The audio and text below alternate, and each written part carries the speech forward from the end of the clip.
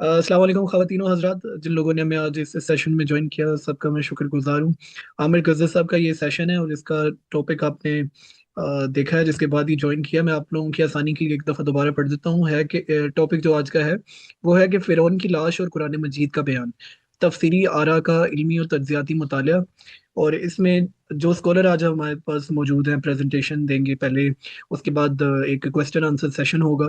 तो वो हैं आमिर गज़र साहब। और आमिर गज़र साहब का मैं खुद भी बहुत बड़ा फ़ैन हूँ, क्योंकि बहुत से स्कॉलर्स उनके पास नॉलेज होता है, लेकिन इतने अच्छे से आप प्रेजेंट करना कि जो भी सुनने वाला है वो अपनी full attention they through out the lecture. तो इस तरह इंगेजिंग लेक्चर को रखना टीचर्स का और फिर स्कॉलर्स का ये एक बहुत बड़ा आर्ट होता है, और ये गज़र साहब का भी एक बहुत बड़ा आर्ट है। तो आज आप सबकी तरह मैं खुद बड़ा एक्साइटेड हूँ इस सेशन के लिए। और इसके बाद without wasting any time I will invite Gajjar साहब to start his presentation. Over to you sir. अल्हम्दुलिल्लाहि वकफ़ा वस्सलातु वस्सलामु अला इबादिहिल्लज़ीना इस्तफ़ा अम्मा बअद फ़अऊज़ु बिल्लाहि मिनश शैतानिर रजीम बिस्मिल्लाहिर रहमानिर रहीम। हाज़रीन गिरामी क़दर, आज की इस नशिस्त में और इस वॉइस ऑफ सीरीज़ के सेशन में आपके इल्म में है कि हम गुफ्तगू करने जा रहे हैं एक तहकीक पर जो रिसेंटली ही अहकर की तरफ से पेश की गई है। मौजू का उन्वान फ़िरौन की लाश और कुरान मजीद का बयान है, और इसमें ख़ास तौर पर हम ये देखेंगे कि जो अहले इल्म ने इस मसले पर जो तफसीरी आरा दी हैं, जो तर्जुमा किया है, जिस तरह उस आयत की तफहीम की है, वो आरा क्या है, और उनका इल्मी तज्ज़िया किया जाए और तनकीदी पहलू से भी देखा जाए, और इस मामले में सही मौक़िफ़ ख़ुद कुरान मजीद का हमारे सामने क्या वाज़ेह होता है, हम इसको दरियाफ्त करने की इस सेशन में कोशिश करेंगे। तो चूँकि बात इसमें है सैयदना मूसा के ज़माने में, जो इत्माम हुज्जत के बाद फ़िरौन और उसकी फ़ौज और उसके लश्कर के साथ जो मामला हुआ, और बनी इसराइल को अल्लाह ताला ने मिस्र से निजात दी, वहाँ से निकाल दिया। तो ये चूँकि अहद मूसा की बात है और उस ज़माने का वाक़या है, तो इस वजह से मैं चाहूँगा कि सबसे पहले ये बात ज़हन नशीन रहे कि कुरान मजीद जिस ज़माने का वाक़या बयान कर रहा है वो सैयदना मूसा अलैहिस्सलाम के ज़माने का वाक़या है। और सैयदना मूसा सैयदना याकूब और सैयदना इसहाक की औलाद में से है, यानी बनी इसराइल के पैगंबर हैं। और ये सैयदना इब्राहीम अलैहिस्सलाम की जो दूसरी शाख है, एक तो बनी इस्माइल है जो सैयदना इस्माइल अलैहिस्सलाम की ज़ुर्रियत है, और दूसरी शाख और दूसरी जो ब्रांच है वो बनी इसराइल है, जो सैयदना याकूब अलैहिस्सलाम के इसराइल लक़ब होने की वजह से उनको बनी इसराइल कहा जाता है, और ये सैयदना इसहाक की असल में औलाद है। दूसरा जो छोटा बेटे थे सैयदना इब्राहीम के, वो सैयदना इसहाक। तो सैयदना इसहाक की जो नस्ल है वो याकूब अलैहिस्सलाम की वजह से बनी इसराइल कहलाई।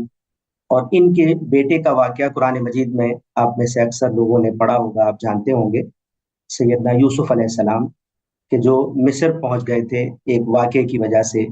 यानी उनको एक काफ़िले ने उठा लिया और आगे जाकर मिस्र में, तो जहाँ से उठाया था वो तो वही फ़लस्तीन और कनान है, जो कि सैयदना इसहाक और याकूब का इलाका है। वहां से उनको एक काफ़िले ने उठाया कुएं से निकाल कर, और फिर वो मिस्र ले गए और वहां उनकी फरोख्त हुई चंद दिरहमों में। और फिर ये वाक़या आप पढ़ चुके हैं। सैयदना यूसुफ जब वहाँ थे, और फिर जो वाक़या तफसील से हमें सूरह यूसुफ में मिलता है, और फिर उनका जो मकाम है मिस्र में, वो सब आप सबके इल्म में होगा ही। और फिर आखिर में वहाँ ये भी बात बयान हो गई है सूरह यूसुफ में कि सैयदना यूसुफ अलैहिस्सलाम ने ये चाहा कि उनके वालिदैन और उनके भाई, सारी फैमिली, सारा खानवादा मिस्र आ जाए। चुनाचे वो मिस्र आ गए। तो यहाँ से हम ये देखते हैं कि बनी इसराइल असल में फ़लस्तीन से थे, सैयदना इसहाक और याकूब की औलाद। यूसुफ अलैहिस्सलाम के यहाँ इस मकाम पर और इस वजारत पर मौजूद होने की बिना पर वो खानवादा यहाँ उन्हीं के कहने पर मिस्र आ गया था, जो कि अफ्रीका का एक इलाका है, किब्ती कौम वहाँ रहती थी। तो इस वजह से बनी इसराइल अपनी जगह से, अपने मकाम से और अपनी सरजमीन से यहाँ गए। उसके बाद कई नस्लें वहाँ बनी इसराइल की सैयदना यूसुफ अलैहिस्सलाम के बाद वहीं रही, वहीं गुजरा, उनका वक्त वहीं गुजरा। इस कौम में कई नस्लों बाद फिर सैयदना मूसा अलैहिस्सलाम की पैदाइश बनी इसराइल में हुई है, और अल्लाह ताला ने उनको रिसालत से सरफराज किया, और उनको ये इस मनसबी जिम्मेदारी पर फायज किया कि तुम्हें फ़िरौन और उसकी कौम को हक की दावत देनी है। इज़हब इला फ़िरऔना इन्नहु तग़ा। और फिर इसी तरह ये भी है, वइज़ नादा रब्बुका मूसा अन इक़्तिल क़ौम अज़्ज़ालिमीन क़ौम फ़िरऔन अला यत्तक़ून। قرآن مجید سے معلوم ہوتا ہے کہ فرعون کی طرف بھی بعثت ہوئی ہے، اور اسی طرح سیدنا موسیٰ علیہ السلام کو فرعون کی قوم کی طرف بھی دعوت کے لیے بھیجا گیا، یہ خود قرآن مجید نے صراحت کر دی ہے۔ ٹھیک ہے، تو یہ بیک گراؤنڈ آپ پہلے سمجھیں، اور اس میں آپ دیکھیں کہ سیدنا موسیٰ علیہ السلام نے دعوت کا آغاز کیا اور وہ بہت سے مراحل سے گزری، اور جو بینات اللہ تعالیٰ نے ان کے ذریعے سے فرعون اور آل فرعون کو دیے، قرآن مجید میں ان کا ذکر ہے۔ 9 آیات یعنی 9 نشانیاں دی گئی، اس کا بھی ذکر موجود ہے، لیکن فرعون اور اس کی قوم جو ہے وہ ایمان نہیں لائی، اور انہوں نے کفر پر کمر کس لی اور کہا ساحر کذاب، کہ یہ جادوگر ہے اور یہ جھوٹا ہے۔ یعنی فرعون نے بھی کہا، حامان نے بھی کہا، ان لوگوں نے، قارون نے بھی یہی کہا، یہ بات قرآن مجید میں بصراحت موجود ہے۔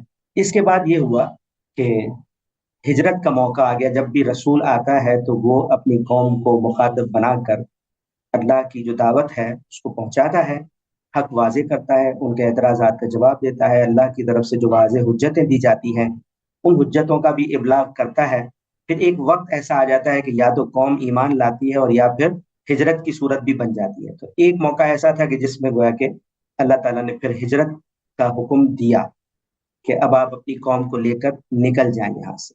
پہلے تو ایک مرحلہ ایسا بھی تھا کہ جس میں وہ اجازت چاہتے تھے، اور ظاہر ہے وہ یہ مرحلہ نہیں ہوگا کہ جب اتمام حجت اور عذاب کی صورت بنے، اور اس لیے اجازت مانگتے تھے سیدنا موسیٰ علیہ السلام کے پوری قوم کو جو کہ ان کی غلام تھی، یعنی اس زمانے میں آ کے سیدنا یوسف کے زمانے میں کیا ان کا مقام تھا، اور اس زمانے میں آ کے گویا کہ قبطی قوم نے اور فرعون نے اسی بنی اسرائیل کو جو کہ سیدنا اسحاق و یعقوب کی اولاد تھی، ان کو گویا کہ غلام بنا لیا تھا، اور یہ ان کے خدمت گزار تھے۔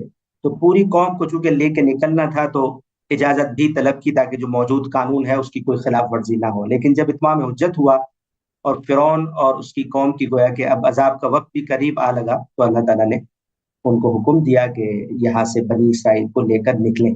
تو یہ جو واقعہ ہے نکلنے کا، یہ ہمیں اس آخری یعنی پوری جو سرگزشت ہے انذار کی سیدنا موسیٰ علیہ السلام کی، اس میں ہم یہ دیکھتے ہیں کہ یہ نکلنے کا موقع جب آیا ہے تو اس میں راتوں رات وہ لے کر اپنی قوم کو نکلے ہیں، بنی اسرائیل کو، اور فرعون کو اس کی قوم کو پتہ چلا تو انہوں نے کوشش کی کہ اب تدبیر کریں، اور ہر طرف ہرکارے بھیجے اور فوج کو اکٹھا کیا، اور کہا کہ یہ تو مٹھی بھر قوم ہے اور یہ ہمارے لیے چھوٹا سا ٹاسک ہے، ان کی کوئی حیثیت نہیں ہے، یہ تو ہمیں غصہ دلا رہے ہیں، بس اب جا کر ان کو پکڑ لیتے ہیں۔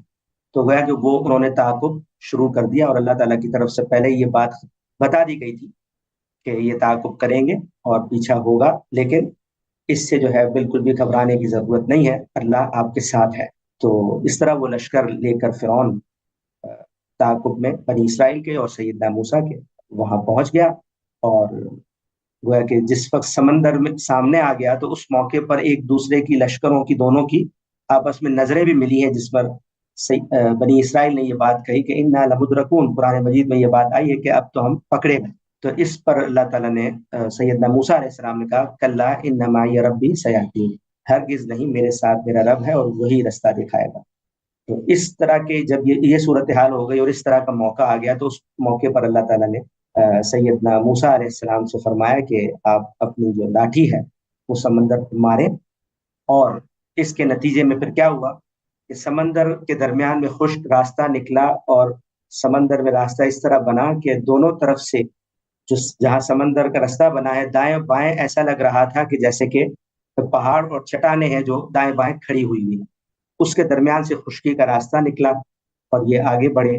اور یہ دیکھ کر فرعون اور اس کا جو لشکر تھا، اس کی جو فوج تھی، اس کو بھی بات سمجھ نہیں آئی، اور وہ یہ خشکی کا راستہ دیکھ کر آگے بڑھے سمندر میں۔ اور پھر آگے ہم یہ دیکھتے ہیں قرآن مجید کا بیان ہے کہ سمندر پار کرا لیا، دریا پار کر لیا بنی اسرائیل اور اس کے ہر فرد نے سیدنا موسیٰ علیہ السلام کے ساتھ، لیکن اللہ کے حکم سے باقی جو لشکر پیچھے تھا فرعون کا، اس کی قیادت میں، تو اس پورے کے پورے لشکر کے لیے اللہ تعالیٰ نے اس سمندر کو دوبارہ بند کر دیا، اور اس کے نتیجے میں وہ غرق ہو گئے۔ یہ بات قرآن مجید میں بتائی ہے کہ جب وہ غرقابی کا معاملہ آیا تو اس موقع پر فرعون نے یہ بات کہی، اللہ تعالیٰ اس کو بیان کرتے ہیں سورہ یونس میں کہ میں اس پروردگار پر ایمان لایا جس پر بنی اسرائیل ایمان رکھتے ہیں، اور میں کہ سر تسلیم خم کرنے والوں میں سے ہو گیا ہوں، وَأَنَا مِنَ الْمُسْلِمِينَ، ठीक है। आमनतु बिल्लज़ी आमनत बिही बनु इसराइल व अना मिनल मुस्लिमीन। अब वो उसने अपने इस्लाम का इजहार किया और ईमान की आवाज गोया के बुलंद की।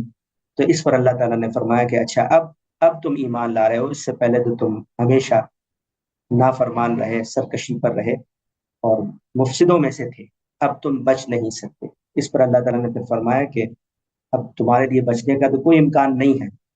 क्यों? क्योंकि अल्लाह ताला कुरान मजीद में ये बात बयान कर चुके हैं, तौबा का इस्तिग़फ़ार का एक कानून है। अगर कोई शख्स गलती करता है और फौरी तौबा करता है, रुजू करता है, नदामत का इजहार करता है, अल्लाह से माफ़ी मांगता है, तो उस सूरत में अल्लाह ताला कहते हैं कि अल्लाह का वादा है कि माफ़ करेंगे। लेकिन कोई शख्स अगर बुराइयों पर, सय्यात पर और इस तरह के कबायर पर जमा रहे, यहाँ तक कि मौत को अपने सामने देख ले, उस मौके पर कहे इन्नी तुब्तुल आन, तो उस मौके पर अल्लाह ताला कह रहे हैं वलैसत तौबतु अलल्लज़ीना यअमलून सय्यात हत्ता इज़ा हज़रा अहदहुमुल मौत क़ाल इन्नी तुब्तुल आन। ऐसे लोगों के लिए बिल्कुल भी तौबा की कोई कबूलियत नहीं है।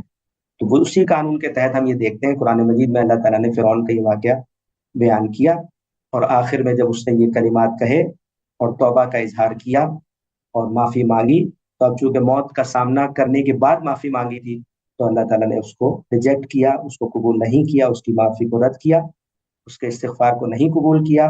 और फिर आखिर में क्या फरमाया, बच तो तुम नहीं सकते, अब तो ये जो अजाब है मौत की सूरत में, इसकी पकड़ में तो तुम्हें आना ही है। फल यौम नुनज्जीका बिबदनिका लितकूना लिमन खल्फका आया। आज तो हम सिर्फ तुम्हारा जिस्म बचा लेंगे। किससे? गोया कि समंदर से। गर्क हो रहा है फिरौन, फल यौम नुनज्जीका बिबदनिका, आज तो हम सिर्फ तेरी लाश ही को बचाएंगे। किससे? समंदर से। लितकूना लिमन खल्फका आया, ताकि तू अपने पीछे मौजूद कौम के लिए, लोगों के लिए एक निशानी, इबरत बन जाए, अजाब की निशानी बन जाए। किस लिए? कि ये जो कौम थी, इसके बारे में हमें ये भी कुरान मजीद से मालूम होता है, फत्तबअू अम्र फिरौन, ये फिरौन के हुक्म की ही ताबे थी, उसी की इत्तिबा करती रही। यानी फिरौन जब ये कहता था कि मा अलिमतु लकुम मिन इलाहिन गैरी, मेरे सिवा कोई इलाह, कोई माबूद तुम्हारा नहीं है। और सैयदना मूसा को भी यही कहा था कि अगर कोई दूसरा माबूद बनाए तो मैं तुम्हें कैद कर दूंगा, लअजअलन्नका मिनल मस्जूनीन। तो ये इसका दावा था, इसी ने ये कहा था कि अना रब्बुकुमुल आला। तो जो दावा इसने किया कौम इस फिरौन को, वैसे तो किब्ती कौम और जो मिस्री कौम है उसके हर बादशाह को फिरौन कहा जाता था, तो इस फिरौन ने जब ये दावे किए और ये बातें की और ये एतकाद कायम किया अपनी कौम में, तो इसकी कौम और इसके दरबारी, इसके वज़रा, इसके काहिन, बड़े छोटे सब, इत्तबअू अम्र फिरौन, वो फिरौन ही की इत्तिबा करते थे। और फिरौन के बारे में तसव्वुरात भी उनके ऐसे थे अपने सारे ही फराइना के बारे में कि अगर वो मर भी जाएं तो वो कबूल नहीं करते थे कि हमारा जो बादशाह है इस तरह का बाजबरूद बादशाह, कुव्वत वाला बादशाह, वो ना शिकस्त खा सकता है, ना उसको मौत वाक़ई हो सकती है, ना वो मगलूब हो सकता है। तो ये एतकाद है फराइना के बारे में, और ख़ास तौर पर इस फिरौन के बारे में भी कुरान से मालूम होता है। इन सब का ये एतकाद था, ये किसी आम इंसान की तरह अपने इस बादशाह को नहीं समझते थे, और इसका दावा भी यही था कि अना रब्बुकुमुल आला। तो अब जो ऐसा बाजबरूद उनकी उस कौम की नज़र में हो और वो मुट्ठी भर एक कौम को गिरफ्त करने के लिए अपनी पूरी फौज के साथ चला जाए, पूरी ताकत के साथ चला जाए, तो ये इस तरह की कौम तसव्वुर नहीं कर सकती कि ये मगलूब, मतलब मौत तो दूर की बात है, मगलूब भी नहीं हो सकता, शिकस्त भी खा के वापस खाली हाथ फिरौन और उसका लश्कर नहीं आ सकता। ये गोया के तसव्वुरात थे। तो अब अल्लाह ताला क्या कह रहे हैं कि जो जिस कौम की ये हालत है और ये एतकाद है, और फिरौन जिस तरह का इस्तिकबार इसने किया, जिस तरह अल्लाह की आयत को झुटलाया और सारी निशानियों को रिजेक्ट किया, और अब चूंकि इसके अंजाम का वक्त आ गया है, तो इस कौम को भी ये पीछे जो बाकी रह गए हैं, जो लश्कर में लोग, फौज मौजूद थी, वो तो हलाक हुए, और उनमें से अल्लाह ताला ने किसी की लाश को निकालने की बात नहीं की, जो सिर्फ कायद था, अल्लाह ताला ने उसको मुखातब होकर कहा कि तेरी सिर्फ लाश जो है वो बाहर निकालूंगा। किस लिए? ताकि ये जो एतकाद रखने वाली, तेरी पैरवी करने वाली, तेरी आल पीछे जो कौम मौजूद है, वो अपनी आंखों से ये देख ले कि जिस हस्ती को हम इतनी बड़ी हस्ती मान रहे थे, उसकी हकीकत सिवाय एक आम इंसान के कुछ भी नहीं निकली। वरना इनके यहाँ तो इस तरह के तस्वुरात थे कि अगर कोई फिरौन मर भी जाता था तो ये तस्वुरात थे कि वो आसमान में चला गया है, उसकी बॉडी भी वो संभाल कर रखते थे, खाना पीना भी रखते थे, उसकी पसंदीदा चीजें भी उसके सामने, डेड बॉडी के सामने रखते थे, उस बॉडी को भी खराब नहीं होने देते थे, और तसव्वुरात क्या थे कि मर तो सकता नहीं है, ये आसमान पर गया है, ये वापस आएगा।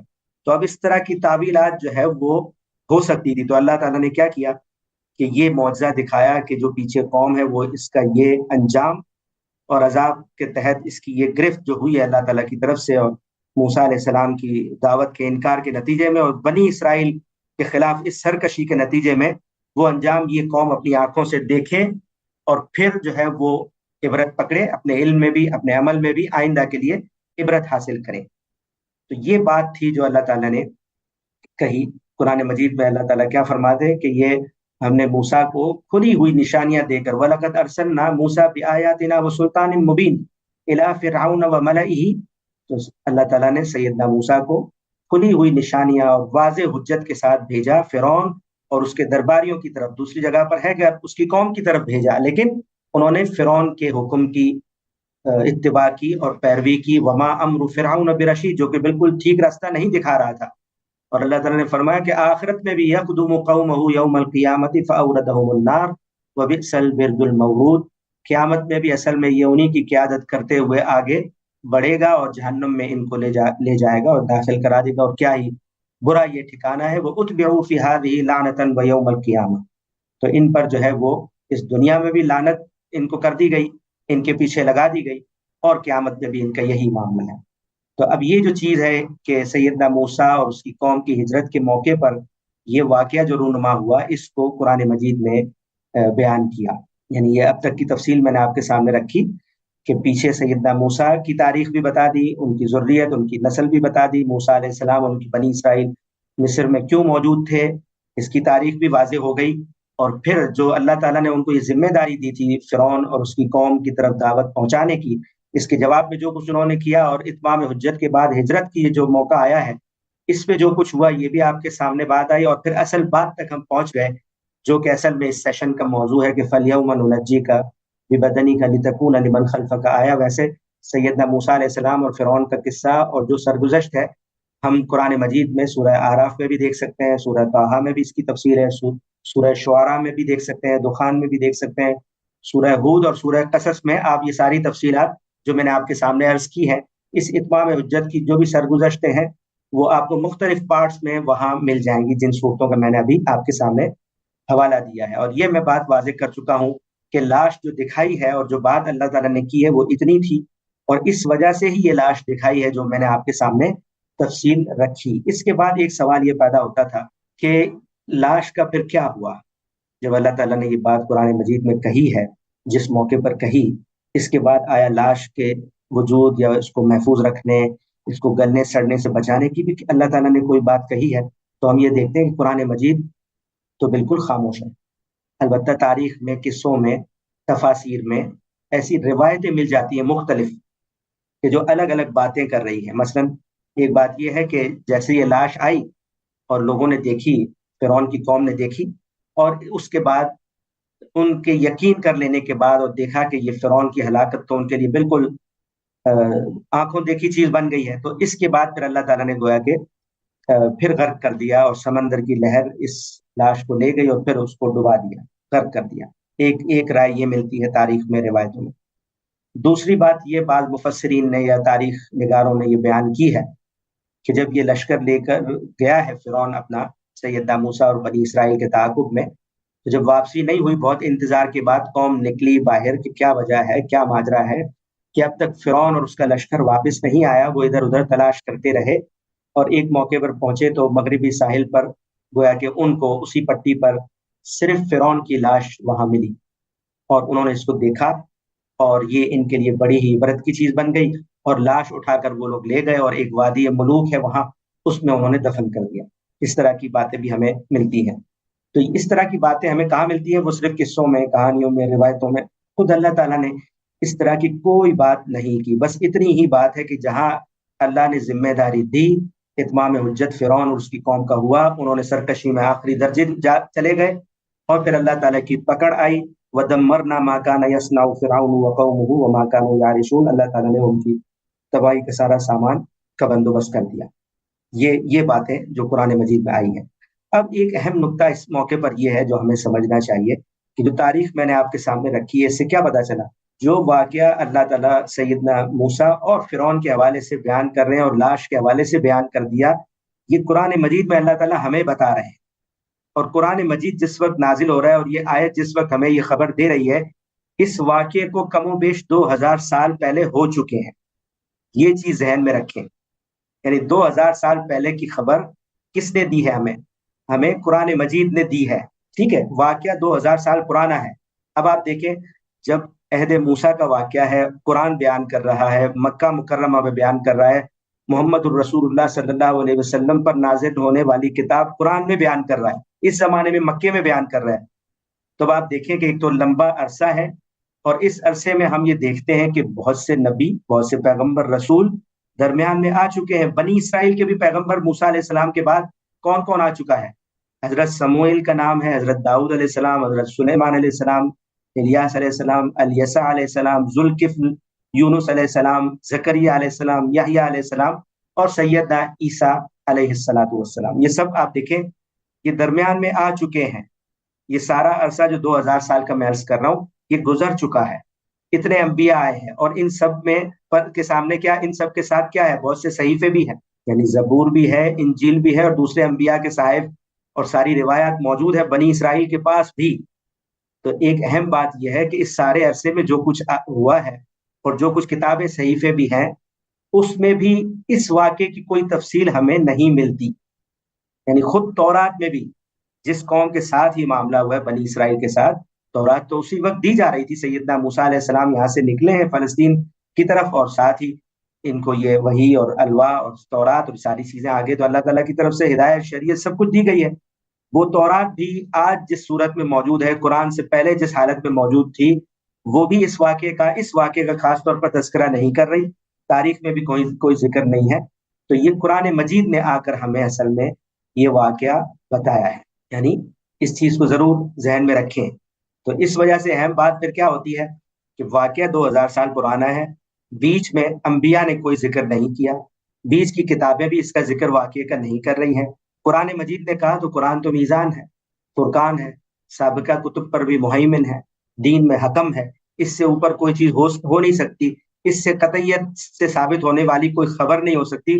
تو یہ خبر تو بالکل قطعی ہے، اور جب اللہ تعالیٰ نے کہا کہ پیچھے قوم کے لیے یہ لاش نشانی بنے، تو لا محالہ اس قوم نے اس کو دیکھا ہوگا، اور اس کے لیے یہ نشانی بنی ہوگی، کیونکہ قرآن مجید نے یہ خبر دی ہے۔ اب اگر بالفرض ہم دیکھیں کہ قرآن مجید ایسی کوئی بات بھی کرتا ہے، یہاں اس نے کوئی بات کی ہے، قرآن مجید کے الفاظ سے ایسی کوئی بات ہے کہ جس میں بعد میں بھی لاش پڑی رہے گی، محفوظ رہے گی، گلے گی، سڑے گی نہیں، جو قوم دیکھے گی اس کے بعد اگلی نسلیں جب آئیں گی وہ بھی اس لاش کو دیکھتی رہیں گی تاکہ ان کے لیے بھی عبرت بنے، ایسی کوئی بات قرآن مجید نے نہیں کہی۔ اس واقعے کے بارے میں قرآن نے جو کچھ کہا، نبی صلی اللہ علیہ وسلم نے بھی اپنی احادیث میں کچھ کہا ہو، کچھ فرمایا ہو، بالکل خاموش ہے حدیث کا پورا ذخیرہ۔ کچھ صحابہ کے اپنے آثار کے، ان کو کوئی علم ملا ہو، ان کے پاس کچھ ہو، وہ بھی ہمیں کچھ بھی نہیں ملتا، سوائے ایک خبر کی جو سیدنا ابن عباس سے مروی ہے کہ یہ جو واقعہ ہوا تھا ان کی طرف یہ نسبت ہوئی ہے، اس ایک روایت کی، ان کا اپنا اثر ہے، حضور کی کوئی مرفوع حدیث نہیں ہے۔ تو وہ یہ کہتے ہیں کہ یہ جو نشانی کی بات اللہ تعالیٰ نے سورہ یونس میں کہی ہے، فَالْيَوْمَ نُنَجِّيكَ بِبَدَنِكَ لِتَكُونَ لِمَنْ خَلْفَكَ آیَةً، یہ نشانی اصل میں اس وجہ سے دکھائی گئی ہے کہ سیدنا موسیٰ کے ساتھ جو بنی اسرائیل کی قوم تھی وہ خائف بھی تھی، اِنَّا لَمُدْرَكُونَ، اب تو ہم پکڑے جائیں گے، ان کی یہ بات تھی۔ اور وہ بھی فرعون کی ظاہر غلام قوم تھی، فرعون کی جو مقام ان کے ذہن میں تھا، جو قوت، جو غلبہ، جو طغیان انہوں نے دیکھا تھا، تو ان پر بڑا اثر تھا، بہت مرعوب تھے وہ فرعون سے۔ تو جیسے خبر آئی کہ فرعون ہلاک ہو چکا ہے تو انہوں نے مانا نہیں، ان کو یقین نہیں آیا کہ فرعون مغلوب ہو سکتا ہے اور غرق ہو سکتا ہے۔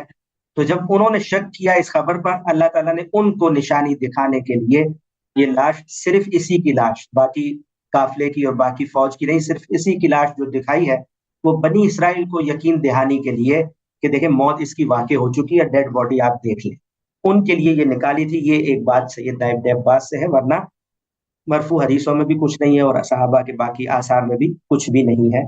تو یہ بات بھی ذہن میں رہے کہ احادیث کا ذخیرہ بھی اس واقعے سے خاموش ہے، اور صحابہ کے آثار بھی سوائے اس ایک اثر کے۔ اور ابتدائی دور میں جو پھر وہ قرآن مجید کی تفاسیر ہمیں ملتی ہے، जिनको हम कह सकते हैं कि उम्महात तफासिर हैं या कदीम तरीन तफसीरें हैं, उनमें भी किसी ने ये मफहूम नहीं समझा कि अल्लाह ताला ने कुरान में जो 2000 साल पुराने वाक़े की खबर दी है, तो कुरान ने ये कहा है कि उसकी लाश बाद की नस्लों में भी बाकी रहेगी या क़यामत तक बाकी रहेगी या आज भी बाकी है। किसी मुफस्सिर ने ये बात नहीं समझी, बल्कि वो मुफस्सिर सारे के सारे क्या कह रहे थे, इसका तर्जुमा इस तरह किया, लिमन खल्फक आया लिमन वराअक मिनन नासी आया, जो कौम जो लोग तेरे पीछे मौजूद हैं उनके लिए ये इबरत की निशानी बन जाए, तेरा जो अजाब है और जो तेरी पकड़ आज हुई है। तो ये तर्जुमा और ये मफहूम कदीम मुफस्सिरीन भी बयान करते आए हैं। और उन कदीम मुफस्सिरीन को आप देखें तो ये क्यों खामोश है इस बात से कि ये लाश अब भी बाकी है या बाद की नस्लों के लिए भी बाकी थी, इसलिए खामोश हैं। हदीसें भी, सहाबा के आसार भी और उम्महात तफासिर भी, कि कुरान मजीद ने खुद अपने अल्फाज में ऐसी कोई बात कही ही नहीं थी। कुरान ने ऐसी कोई बात नहीं कही थी कि दुनिया ये जो लाश है वो बाद की नस्लें भी दुनिया में देखेंगी, ऐसी कोई बात नहीं कही। अगर की होती तो एक सवाल ये भी यहाँ पैदा हो जाता है कि अगर कुरान ने कोई लफ्ज इस्तेमाल किया होता तो वो लफ्ज अरबी ज़बान अरबी मुबीन में होता। नबी सल्लल्लाहु अलैहि वसल्लम भी समझते, सहाबा भी उसको अच्छी तरह समझ लेते, और उसका नतीजा ये निकलता कि 2000 साल बाद आज सूरह यूनुस की आयत ने हमें ये खबर दी है, तो ला महला कहीं ना कहीं ये लाश मौजूद होगी। सहाबा ने कभी इसको गुफ्तगू का मौजू नहीं बनाया, हुजूर ने कभी इसको गुफ्तगू का मौजू नहीं बनाया। रसूलुल्लाह सल्लल्लाहु अलैहि वसल्लम की वफात के 10 साल बाद ही कमो बेश मिस्र फतह हो गया, वहां भी जाकर कभी किसी सहाबी ने इसकी लाश को तलाश नहीं किया। इससे क्या बात वाज़ेह हुई कि कुरान ने कोई ऐसी बात ही नहीं की थी कि लोग लाश को देखते, तलाश करते, या कुरान के मुनकिरीन कुरान पर एतराज करते कि भाई आपकी ये किताब अगर खुदा की किताब है तो जिस लाश की आज मौजूदगी की ये बात कर रही है, हमें दुनिया में दिखाएं ये लाश कहाँ है। तो मुनकिरीन की तरफ से भी कुरान के कहीं भी कोई ऐसा एतराज कुरान पर नहीं आया। तो कुरान की जो बात जितनी थी जैसे थी वो ठीक समझी गई, मुफस्सिरीन ने भी बिल्कुल ठीक समझा, इसमें किसी को कोई गलती कभी नहीं लगी थी। इसके बाद फिर ये सवाल पैदा हो जाता है कि ये बात फिर दुनिया में कहाँ से आ गई और ये मफहूम कुरान का कैसे आ गया। इस आयत की तफसीर में ये तफहीम कैसे कर दी गई कि अल्लाह ताला ने ये बात कही है कि बाद की नस्लों में भी ये लाश बाकी रहेगी, बाद में आने वाले भी इस लाश को देखेंगे और इबरत पकड़ेंगे, उनके लिए भी ये निशानी है। ये बात कैसे और कहाँ से मुसलमानों में आई, जैसे कि मैंने तफसील अर्ज की है, यहाँ तक तो कुछ भी नहीं है। इसके बाद हुआ यूं है, यानी ये इस तारीख में आप ये भी समझ लें कि ये अब जो ये वाली बात है कि ये लाश बाद के लोगों और नस्लों के लिए भी है, इसका आगाज कहाँ से होता है। इसका आगाज हम देखें, अगर खुद बर्र सगीर में भी आ जाएं, मैंने उम्महात तफासिर की बात की, जैसे तबरी है, इब्ने कसीर है, बैजावी है, तफसीर नसफी है और दूसरी बहुत सी तफासिर है, कुर्तुबी है, इन सब में आप जाकर देख लें तो कहीं भी आपको, और इसी तरह शौकानी की तफसीर है, कहीं भी आपको ये बात नहीं मिलेगी। बर्र सगीर में जो पहले पहले तर्जुमे तफसीर उर्दू में हुए हैं, तो उसमें आप देखें शाह वलीउल्लाह के जो दो साहिबजादगान हैं, तो दोनों साहिबजादों ने, शाह रफ़ीउद्दीन और शाह अब्दुल कादिर रहमहुल्लाह, इन दोनों ने जो तर्जुमे किए हैं, पहली मर्तबा कुरान मजीद उर्दू में अगर मुंतकिल होकर आया है उर्दू दान लोगों के पास, अहले ज़बान के पास, तो शाह रफ़ीउद्दीन का लफ्जी तर्जुमा है, शाह अब्दुल कादिर इनका बा मुहावरा उर्दू तर्जुमा। ये दो तराजिम है जो सामने आए हैं। अच्छा, ये जब तर्जुमे सामने आए हैं तो इन दोनों तर्जुमों को हम देखते हैं तो इसमें भी कोई ऐसी चीज नहीं है जो कुरान मजीद की बात से कोई अलग बात की गई हो, बल्कि जो बात कुरान ने जैसे जितनी बयान की थी, जहां कुरान खामोश हुआ है, इतनी ही बात शाह रफ़ीउद्दीन रहमहुल्लाह और इसी तरह शाह अब्दुल कादिर रहमहुल्लाह ने अपने तराजिम में और तफसीरों में बयान की है। तफसीर में भी कहीं जो नोट लिखा है, कोई ऐसी बात इन्होंने नहीं लिखी, नहीं फरमाई कि जिससे इस तरह की कोई गलत फहमी पैदा हो कि ये लाश जो है बाद में बाद की नस्लों के लिए भी आयत और निशानी थी। ये बात कुरान ने की हो, ये नहीं बयान करते। सब यही कह रहे हैं कि पीछे जो लोग मौजूद हैं उनके लिए ये निशानी बनी, बस इतनी ही बात है। और फिर हम देखते हैं कि अशरफ अली थानवी साहब हैं, शब्बीर उस्मानी साहब हैं और इसी तरह मुफ्ती शफी उस्मानी साहब हैं। इनकी तफासिर और तराजुम देखें तो वहां भी बिल्कुल ठीक तर्जुमा भी है और तफसीर में भी ऐसी कोई गलती नहीं है जो उन्होंने की हो, बल्कि जितनी कुरान की बात है उतनी ही है। इसके बाद हम ये देखते हैं कि 19वीं सदी का जो हम समझे अवाखिर है, उसमें मिस्र में एक बात काफी मतलब है उसकी शोहरत हुई, अखबारात और रसायल का मौजू भी बनी कि अहराम मिस्र में बहुत सी कदीम लाशें दरियाफ्त हुई हैं। कदीम फिरौनों की लाशें भी उसमें है, रामसीस दोम की भी है اور اسی طرح من فتح کی بھی ہے، یہ سب فرائنہ میں سے تھے۔ اور اس میں گویا کہ اس فرعون کی جو کہ موسیٰ علیہ السلام کا مخاطب تھا، اس کی بھی کوئی لاش کا معاملہ لگتا ہے۔ یہ بات جو ہے کافی اس وقت کے میڈیا سے دنیا میں کہیں نہ کہیں پھیل گئی۔ جب پھیلی تو اس کا اثر بھی پڑا، جب اخبارات میں رسائل میں آئی، اور بعض لوگوں نے اندازے بھی لگا کہ فلاں جو لاش ہے رامسیس ثانی کی یا من فتح کی، وہ اصل میں جو ہے نا وہ فرعون موسیٰ کی جو ہے لاش ہے۔ تو یہ چونکہ شہرت ہو گئی، اس زمانے میں ہم یہ دیکھتے ہیں بالکل جب یہ واقعہ ہوا ہے 1881 کی بات ہے، جب یہ دریافت ہوئی ہے اس طرح کی لاشیں، اور اخبارات اور رسائل میں بھی موضوع بحث آ گئی یہ بات، اسی زمانے میں ولادت ہوئی ہے مولانا ابوالکلام آزاد صاحب۔ تو اب تک کے میرے استقصاء کے مطابق پہلا جو کوئی مفسر یا مترجم ہے کہ جس نے ترجمے میں اور تفسیر میں اس بات کو ڈال دیا، کہ ترجمے میں بھی ایسی بات بیان کی کہ اللہ تعالیٰ کہہ رہے ہیں کہ آج تو میں تمہاری لاش کو بچا لوں گا تاکہ تمہاری یہ لاش، تمہاری یہ باڈی بعد میں آنے والوں کے لیے نشانی بنے، بعد میں آنے والوں یا آئندہ نسلوں کے لیے یا بعد والوں کے لیے، یعنی پیچھے نہیں بلکہ بعد میں آنے والے۔ یہ ترجمہ مجھے اب تک کے استقصاء کے مطابق مولانا آزاد ہیں جو پہلے انہوں نے کیا، اور ان کی تفسیر میں بھی اس کا ذکر موجود ہے۔ کس کا؟ جو ابھی میں نے عرض کیا، چونکہ ان کی پیدائش سے غالباً چند سال پہلے یہ دریافت ہوئی تھی جو چیزیں ہیں وہاں احرام مصر کی لاشیں ہیں، اور ان کی تفسیر میں پہلی مرتبہ ہم یہ دیکھتے ہیں کہ اس کا ذکر ہے کہ بعد والوں کے لیے نشانی، اور ساتھ ہی انہوں نے اس کا بھی ذکر کر دیا کہ مصر کے عجائب گھر میں اس طرح کی لاشیں، اور یہ کہا جاتا ہے کہ بھئی ایک لاش یہ بھی ہے۔ تو گویا کہ یہ تاثر یہاں سے شروع ہوا۔ اس کے بعد ہم یہ دیکھتے ہیں مولانا وحید الدین خان صاحب کے ہاں بھی ہے، مولانا سید ابو العلا مودودی صاحب کے ہاں بھی ہے، مولانا امام ابین حسن اصلاحی صاحب کے ہاں بھی ہے، اور مولانا تقی عثمانی صاحب کے ترجمہ بھی آپ دیکھ لیں، آسان اردو ترجمہ یا آسان ترجمہ ہے قرآن۔ اسی طرح البیان استاد مکرم کی غامدی صاحب کی جو ہے اس میں آپ ترجمہ دیکھ لیں۔ ان سب میں جن کا بھی میں نے نام لیا ہے، ان سب میں گویا کہ مولانا آزاد کے بعد یہ جو دبستان شبلی کے علماء ہیں، ان کے ہاں یہ دیکھتے ہیں ترجمہ اس طرح ہے کہ بعد والوں، بعد میں آنے والوں، بعد کی نسلوں کے لیے نشانی، اس طرح کی تعبیرات بھی ہیں۔ اور ساتھ ہی انہوں نے اپنے نوٹس میں، تفسیر میں، حواشی میں یہ بھی لکھ دیا کہ اس کا ذکر کیا ہے کہ وہاں لاش جب ملی تھی، اور اب جو ہے وہ عصر حاضر میں جو کچھ لاشیں ملی ہیں، اور ایک کے بارے میں یہ کہا جاتا ہے کہ اسی فرعون کی لاش ہے، اور اس لاش سے پتہ چلتا ہے کہ سمندر میں غرقاب ہونے سے یہ شخص جو ہے وہ اس کی موت واقع ہوئی تھی۔ تو اگر تو یہ بات ٹھیک ہے، بعض لوگوں نے قطعیت کے ساتھ، بعض لوگوں نے اس طرح کے جملے بھی لکھے ہیں مفسرین نے کہ اگر یہ بات ٹھیک ہے تو حرف بحرف قرآن کی پیشن گوئی پوری ہو گئی۔ تو یہاں یہ غلطی لگی ہے کہ قرآن نے پیشن گوئی کی ہی نہیں تھی۔ پیشن گوئی کیسے پوری ہوئی؟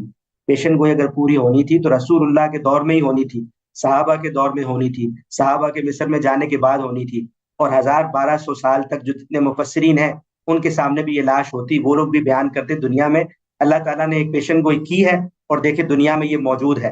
تو اللہ تعالیٰ نے ایک پیشن گوئی کی نہیں، تو اس واقعے کو اس سے ملانا اس وجہ سے ٹھیک نہیں ہے۔ یہ اس سیشن میں آپ کے سامنے اصل میں یہ چیز میں رکھنا چاہتا تھا کہ آپ دیکھیں کہ اس طرح ترجمے پہلے ہوتے رہے، اور پھر یہاں آ کر تاریخ میں نیا ترجمہ بھی ہوا، اور اس میں غلطی بھی علماء کو لگی، اور جو خارج میں ایک خبر پھیلی ہوئی تھی اس کو بھی قرآن کی آیت سے ملا دیا گیا، جبکہ اس طرح کی لاشوں کا قرآن کی بات سے کوئی دور کا بھی تعلق نہیں ہے، الا یہ کہ قرآن یہ بات اپنے الفاظ میں یہ کہتا، کیا کہتا؟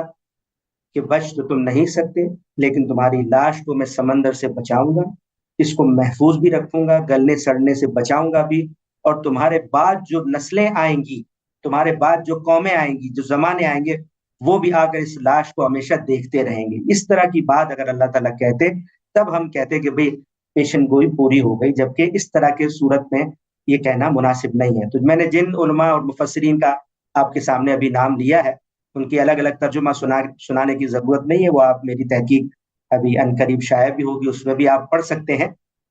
ویسے میں نے صرف خلاصہ کر دیا ہے۔ اب یہاں یہ وجہ بتاتا ہوں کہ ایک تو یہ خارج کی وجہ بن گئی کہ اثر کب لیا ہے لوگوں نے؟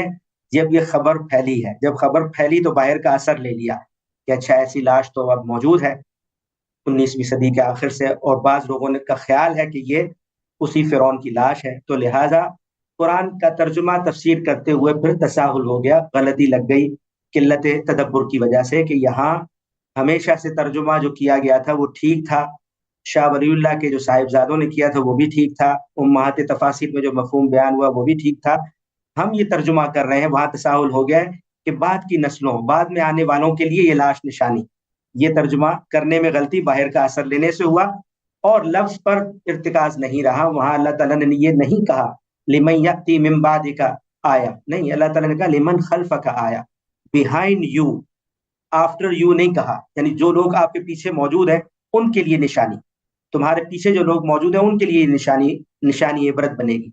بعد میں آنے والوں کے لیے اللہ تعالیٰ نے بات کہی نہیں.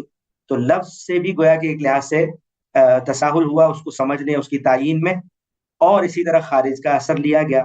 اور پھر ان علماء نے یہ چونکہ کی تھی، بڑے علماء ہیں، بڑے مفسرین ہیں، اور اپنے اپنے مکاتب فکر میں ان کا بڑا کام ہے، بڑی علمی وقت ہے، اس میں کوئی شبہ نہیں ہے.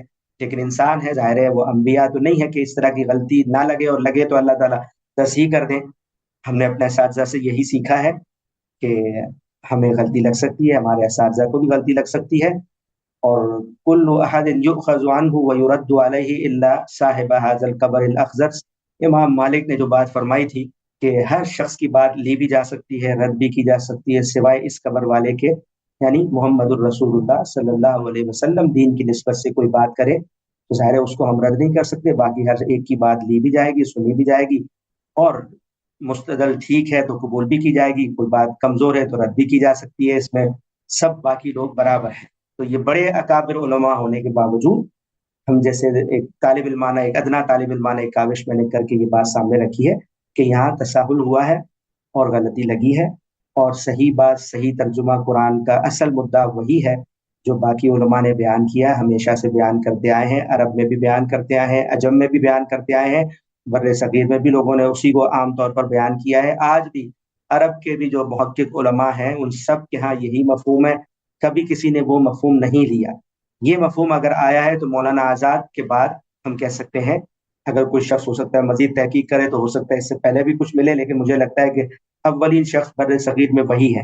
پھر ہوا یہ کہ ظاہر ہے اتنے بڑے لوگوں نے چونکہ پہلے کام کیا تھا تو بعد کے مفسرین سے بھی یہ تساہل ہوا کہ انہوں نے خیال نہیں کیا. یعنی مولانا آزاد نے کیا، خان صاحب وحید الدین خان صاحب نے کیا، مودودی صاحب نے کیا، مولانا اصلاحی صاحب نے کیا. اس طرح چونکہ پیچھے سے ایک روایت چلی آئی ہے تو پھر اس طرح توجہ نہیں ہوئی، تنبو نہیں رہا کہ کہاں غلطی لگ گئی اور کیوں لگی اور کیسے لگی. یہ چیز ہے جو جس کو سامنے رکھنا ہے. تو یہ آپ کے سامنے، یعنی میں بلکہ ایک مثال بھی آپ کے سامنے رکھوں کہ قرآن مجید میں یہ جو لفظ خلف، اور عربیت میں، عربی زبان میں یہ جو لفظ ہے، یہ مکانی ظرفیت ہی کے لیے آتا ہے. یعنی کوئی کسی پلیس میں کسی شخص کو بتانا ہے، دکھانا ہے، اس کے لیے آتا ہے. زمان کے لیے یا زمانی ظرفیت کے لیے یہ نہیں آتا. اور قرآن میں جہاں جہاں یہ اس طرح استعمال ہوا ہے، اضافت کے ساتھ ایسے استعمال ہوا ہے، کہیں بھی بعد میں آنے والے بعد کے زمانوں کے مفہوم میں یہ نہیں ہے، مجازی لحاظ سے بھی نہیں، حقیقی لحاظ سے بھی نہیں. اور اس طرح اضافت کے ساتھ تو جہاں بھی آیا ہے وہ بالکل پیچھے کے معنی میں ہی آیا ہے. جیسے کہ ابلیس کا ایک قول قرآن نے ایک موقع پر نقل کیا کہ وہ اس نے کہا کہ میں انسانوں کو بہکاؤں گا، تیرے بندوں کو بہکاؤں گا. اس میں اس نے کیا کہا؟ ثم لآتینہم من بین ایدیہم ومن خلفہم وعن ایمانہم وعن شمائلہم. تو ومن خلفہم میں کیا ہے کہ پھر میں ان کے آگے اور پیچھے، دائیں اور بائیں، ہر طرف سے ضرور ان پر طاقت کروں گا. تو ان میں سے اکثر کو ولا تجد اکثرہم شاکرین، تو ان میں سے اکثر کو شکر گزار نہیں پائے گا. تو یہ کیا ہے؟ دائیں بائیں، آگے پیچھے، من بین ایدیہم ومن خلفہم. اس طرح کی تعبیرات جگہ جگہ قرآن میں موجود ہے، اور کہیں بھی بالعموم کہیں بھی مفسرین کو غلطی نہیں لگی. تو قرآن کے نظائر، عربی زبان، اس سب کو اگر ہم دیکھیں تو یہی اس کا ایک مفہوم بنتا ہے عربیت کے لحاظ سے، اور کوئی مفہوم نہیں بنتا. اور یہی اب تک کی جو میری فائنڈنگ ہے. میں چونکہ مجھے یہ کہا گیا ہے کہ اس کو 45-50 منٹ تک ہی گفتگو رکھنی ہے، باقی اگر کوئی سوالات آپ کے ہوں گے تو اس پر انشاءاللہ اب ہم بات شروع کریں گے. خلاصہ کلام اس وقت آپ سمجھ لیں کہ سورہ یونس کی آیت نمبر 92 میں اللہ تعالیٰ نے جو کچھ فرمایا ہے وہ یہ ہے کہ اب میں صرف تیری لاش کو سمندر سے بچا کر باہر نکالوں گا تاکہ پیچھے تیری متبع قوم، تجھے پوجنے والی یہ قوم، تیری پیروی کرنے والی یہ قوم دیکھے، اور اس کے لیے یہ ڈیڈ باڈی نشانی عبرت اور تیرے عذاب کی نشانی بن جائے تاکہ وہ اس سے عبرت حاصل کریں. قرآن مجید نے صرف اتنی ہی بات فرمائی تھی، اور لوگوں نے بھی، اور مفسرین نے بھی، علماء نے بھی ہمیشہ، جمہور علماء مفسرین نے اسی طرح سمجھا ہے، عرب و عجم میں بھی، قدیم و جدید میں بھی، سوائے چند مفسرین کے جن کو غلطی لگی. اور اس غلطی لگنے کی وجہ بھی میں نے قلت تحقیق اور قلت تدبر بتایا ہے. صحیح مفہوم یہی ہے، اور اسی طرح کی نشانی بتانا مقصود تھا. अक़ूलु क़ौली हाज़ा व अस्तग़फ़िरुल्लाह ली व लकुम व लिसाइरिल मुस्लिमीन। जी sir, thank you so much. जिन लोगों ने सवालात करने हैं उन सबसे मैं रिक्वेस्ट करूंगा कि काइंडली जूम में हैंड रेज करने का एक ऑप्शन होता है, उसको यूज करते हुए आप अपना हैंड रेज करें। फिर आप सबको मैं एक एक करके क्वेश्चन करने के लिए गजल साहब से इनवाइट करूंगा। और जो लोग किसी वजह से हैंड रेज करके और बोल के सवाल नहीं कर सकते, वो अपना सवाल लिख भी सकते हैं। उनका सवाल पढ़ के भी गजल साहब से पूछा जा सकता है। और पहला सवाल गजल साहब एक मैं करना चाहूंगा, और वो जी फरमाएं। एक बल्कि रिक्वेस्ट है आपसे कि अगर आप एक मिसाल दे दें कि मिसाल के तौर पे आपने जिन शुरू के कुछ उलमा का जिक्र किया जिन्होंने उर्दू में जब ट्रांसलेट की तो उन्होंने थोड़ी डिफरेंट कर ली, लेकिन पहले जो ट्रांसलेशन होती आई थी या जिस तरह से असल में कुरान ने एक्सप्लेन, दैट इज डिफरेंट। तो अगर कुछ जो आप जैसे कह रहे थे कि आपकी रिसर्च में वो पढ़ा जा सकता है, लेकिन उससे पहले just for the sake of clarity अगर आपसे कुछ एग्जांपल्स इसको ज्यादा सही से समझने के लिए मिल जाए। यानी आप ये चाहते हैं कि वो उलमा के जिन्होंने मेरी राय के मुताबिक दुरुस्त बात हमेशा कही है, उनमें से कुछ उलमा के नाम बता दिए जाए कि वो कौन उलमा थे और उन्होंने क्या राय दी है। आप ये फरमा जी रहे जी। हैं? जी जी, जी। तो इसमें हम ये देखते हैं। जी और और सर ट्रांसलेशन का थोड़ा सा कंपैरिजन अगर आप कर दें जी लिटरेरी बिल्कुल। सेंस में भी कि असल मीनिंग क्या बनता है। जी बिल्कुल। अगर दोनों का तकाबुल कर लें, कंपैरिजन करें, तो एक तो बात ये कि जिन लोगों ने तफसीर हमेशा से एक ही की थी और जिसको मैं सही और साहिब करार दे रहा हूँ, इसमें इमाम ज़मख़शरी की तफसीर अल-कशाफ़ देख सकते हैं। उन्होंने ये तर्जुमा किया है कि मैं तुम्हारी लाश को, बदन को समंदर से बचा दूंगा। किस लिए? लिमन वराअक मिनन नासी अलामा। ये अल्फाज, इन अल्फाज से उन्होंने तर्जुमा किया है, किन लोगों के लिए निशानी बनाऊंगा? तेरे पीछे जो लोग मौजूद हैं उन लोगों के लिए निशानी। ठीक है, ये इमाम ज़मख़शरी कह रहे हैं। ये और इमाम बैज़ावी भी अपनी तफसीर में फरमा रहे हैं। इमाम अबुल बरक़ात तफसीर नसफ़ी में भी यही लिख रहे हैं। मुफस्सिर अबू हय्यान जो है अल बहरुल मुहीत तफसीर में भी लिख रहे हैं। मुफस्सिर अबू सऊद जो है तफसीर अबी सऊद में भी यही अल्फाज लिख रहे हैं। सैयद कुतुब बहुत मशहूर मिस्र के आलिम हैं असर हाजिर के, फी ज़िलालिल कुरान उनकी तफसीर है, बहुत मशहूर शोराए आफाक तफसीर है। उन्होंने भी ये अल्फाज लिखे हैं, ज़ालिका लियुद्रिका मन वराअक लियुद्रिका मन वराअक मिनन जमाहिर कैफ़ कान मसीरो, ताकि पीछे जितनी भी जम गफीर तेरा मौजूद है वो सब ये देखे कि क्या अंजाम हुआ है तेरा। ये अल्फाज फी ज़िलालिल कुरान में उन्होंने लिखे सैयद कुतुब ने। और अल्लामा ताहिर इब्ने आशूर की तफसीर है तहरीर व तनवीर, उन्होंने भी यही लिखा है, ऐ मन वराअक, जो पीछे मौजूद है। तो अब कंपैरिजन आप देखें तो कंपैरिजन क्या है? वो ये है कि एक तर्जुमा ये बना कि मैं तेरी लाश को समंदर से बचा लूंगा ताकि बाद की नस्लों के लिए ये डेड बॉडी निशानी रहे। ये एक तर्जुमा है जो कि दुरुस्त नहीं है। और सही तर्जुमा जो इन सब लोगों ने किया है, सब मुफस्सिरीन ने किया है, वो ये है कि ताकि तेरी ये डेड बॉडी पीछे तेरी ये कौम देखे और तेरे इस अंजाम से नसीहत और इबरत हासिल करे कि तू कोई खुदा नहीं था, तेरी कोई हैसियत नहीं थी। जो तू ये कहता था कि मा अलिमतु लकुम मिन इलाहिन गैरी, मेरे सिवा किसी तुम्हारे, मैं किसी माबूद को नहीं जानता, मैं ही माबूद हूँ। ये सारी बातें बिल्कुल बातिल थी और अल्लाह की बात गोया कि सही थी। वह अज़ल्ल फ़िरऔन क़ौमहु वमा हदा, फ़िरौन ने अपनी कौम को गुमराह करके रखा हुआ था और सीधे रास्ते पर नहीं उनको चलने दे रहा था। तो ये दोनों का कंपैरिजन आप देखें। और इस सबसे बढ़कर एक और मैं शख्स की बात करूं, क्योंकि इतने हवाले मैंने दिए हैं। एक इराक के बहुत बड़े आलिम हैं, स्कॉलर हैं, वो उलूमुल कुरान ही के माहिर हैं, डॉक्टर फाजिल सालेह अस्सामराई। असल में ये कंट्रीब्यूशन जो मेरी रिसर्च की जो वजह बनी है, ये कंट्रीब्यूशन उनकी वजह से बना है कि इनकी एक क्लिप मैंने सुना यूट्यूब पर, और इनकी सारी उम्र उलूमुल कुरान, कुरान की ज़बान, कुरान की ग्रामर, कुरान की ताबीरात और कुरान की बलागत, सिर्फ इसी पर सारी तसनीफात हैं, पूरी उम्र भर इसी पर लगाई है। और बगदाद यूनिवर्सिटी के वो प्रोफेसर हैं और बड़ी उम्र के हैं। इनका एक क्लिप सुना था और वो उन्होंने भी बिल्कुल ये बात कही है कि ये जो लिमन खल्फ का अल्लाह ताला ने कहा और लिमन बाद का नहीं कहा, उसकी वजह यह है कि पीछे कौम मुंतजिर थी कि अब देखें क्या होता है। और बनी इसराइल को किस हालत में ये लोग पकड़ के लाते हैं, मूसा को और बनी इसराइल को, वो इस तरह इंतजार में बैठे थे कि अब तो ये अपनी कौम, अपने लश्कर को, पूरी फौज की ताकत के साथ गया है और ये हमारा देवता जो है किस तरह वापस, किस शान से वापस आता है। तो वो चूंकि मुंतजिर कौम थी, उनके लिए अल्लाह ताला ने कहा कि ये अब उनके लिए जो है वो निशानी इबरत बन जाएगी, वो इस तुम्हारी लाश को देखेंगे। तो ये इन लोगों का हवाला है और कंपैरिजन है। और खास तौर पर डॉक्टर फाजिल अस्सामराई का हवाला भी मैंने इसलिए दिया कि वो कुरान मजीद के गैर मामूली स्कॉलर हैं, इसकी जबान के भी, इसकी बलागत के भी, इसकी इसकी ग्रामर के भी। जी sir, thank you. Next question के लिए आई इनवाइट अब्दुल रहमान जफर साहब। जी जफर साहब, प्लीज अपना सवाल पूछिए। जी अस्सलाम वालेकुम, शुक्रिया। वालेकुम अ, सलाम। सर आपने ये काफ़ी अच्छे तरीके से बताया। इसमें वाकई में काफ़ी सारे स्कॉलर्स का ये मौक़िफ़ जो है तब्दील हुआ, बड़े बड़े। इसी तरह शेख इमरान हुसैन साहब, जो आपने ग़ालिबन सुना होगा उनको, वो उन्होंने उसको इसलिए जोड़ा कि उन्होंने ये रीज़न बयान की कि लेट डिस्कवरी की, यानी कि आप जो कह रहे थे ना कि रसूलुल्लाह के दौर में ही लाश बरामद हो जानी चाहिए थी। तो जी इन्होंने कहा कि लेट इसलिए हुई है कि 1890 जो भी इसका सन था दरियाफ्त होने का, उसी सन में तकरीबन आसपास ही ज़ायोनिस्ट मूवमेंट का आगाज हुआ। तो वो एक फिरौन के तरह के जो अप्रेसर तैयार हो रहा था, इसलिए उसके लिए निशानी अल्लाह ने जाहिर कर दी। खैर वो उनका अपना जाविया नज़र है। इसी तरीके से ये मेरे जहन में भी काफ़ी सवाल चलता था, तो मैंने साजिद हमीद साहब जो है हमारे अलमौरिद के, उनसे भी पूछा था।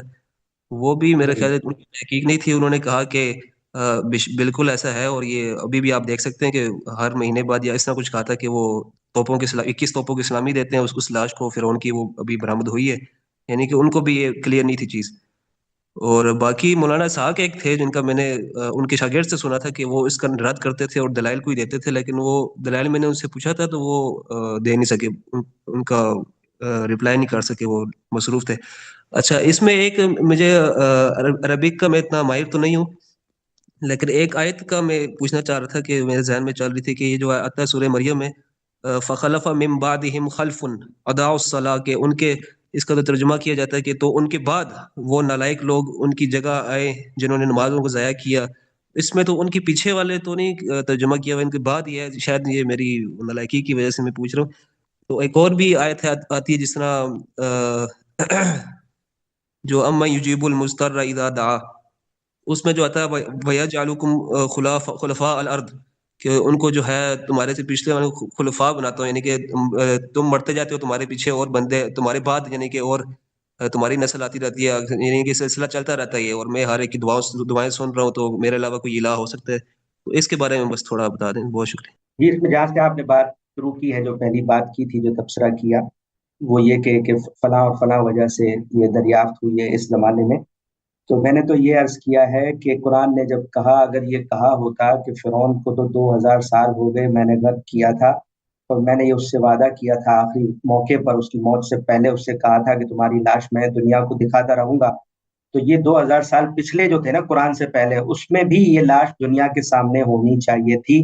और इस दौरान में जितने नबी आए उनके सामने भी होनी चाहिए थी, और वो भी बताते कि अल्लाह ने ये वादा कर रखा हुआ है। और देखें, ये दुनिया में उस फिरौन की लाश जो मूसा का मुखालिफ और दुश्मन बन गया था, उसकी लाश मौजूद है। सिर्फ कुरान के जमाने में नहीं, उससे पहले भी होनी चाहिए थी, क्योंकि वाकया तो 2000 साल पुराना है।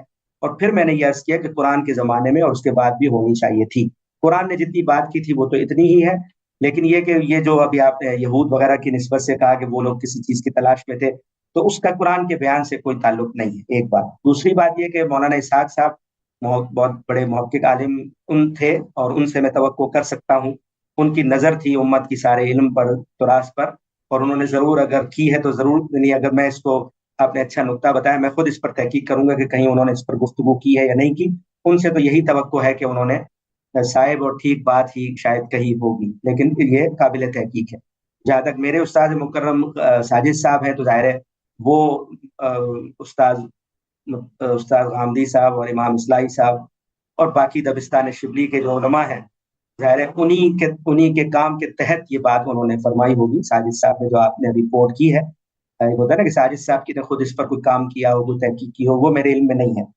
ठीक है, मैं खुद भी, जाहिर है मैं उस्ताद के साथ मेरे ताल्लुक को जमाना हो गया, 92 से आप साहब लगा लें, तो मैं खुद भी इसी तरह समझता था, और मैं इसी राय को ठीक समझता था, और मेरी तवज्जो नहीं थी। और बहुत से लोगों ने मुझसे पूछा भी है कि भाई वजह क्या बनी है और फायदा क्या है इसका। तो फायदा तो ये है कि हम तालिब इल्म हैं, और हम तहकीक करते हैं, हम अपने इल्म की इस्लाह करते हैं। और वो लोग जो ये कहते हैं कि कोई प्रैक्टिकल मसला नहीं है, तो सारे मसाइल प्रैक्टिकल नहीं होते। इल्म के भी होते हैं, अखलाक के भी होते हैं, ईमानियात के भी होते हैं, तसव्वुरात के, अफकार के भी होते हैं, और शरीयत के हलाल और हराम के भी होते हैं। तो जो तालिब इल्म है उसको अपने इल्म की इस्लाह से दिलचस्पी होती है, और कुरान से बढ़कर इल्म तो कोई चीज़ ही नहीं है। तो कुरान की कोई बात अगर मैं गलत समझा हूँ अपने असातिज़ा की या बाज़ तफसीरों की वजह से, तो अगर मुझे तनब्बो हुआ है तो मेरी ये जिम्मेदारी है कि मैं तो जो सही बात है उस पर कायम रहूं और सही बात बताऊं, उसी की तालीम दूं, उसी की तरोीज करूं, उसी को पढ़ाऊं।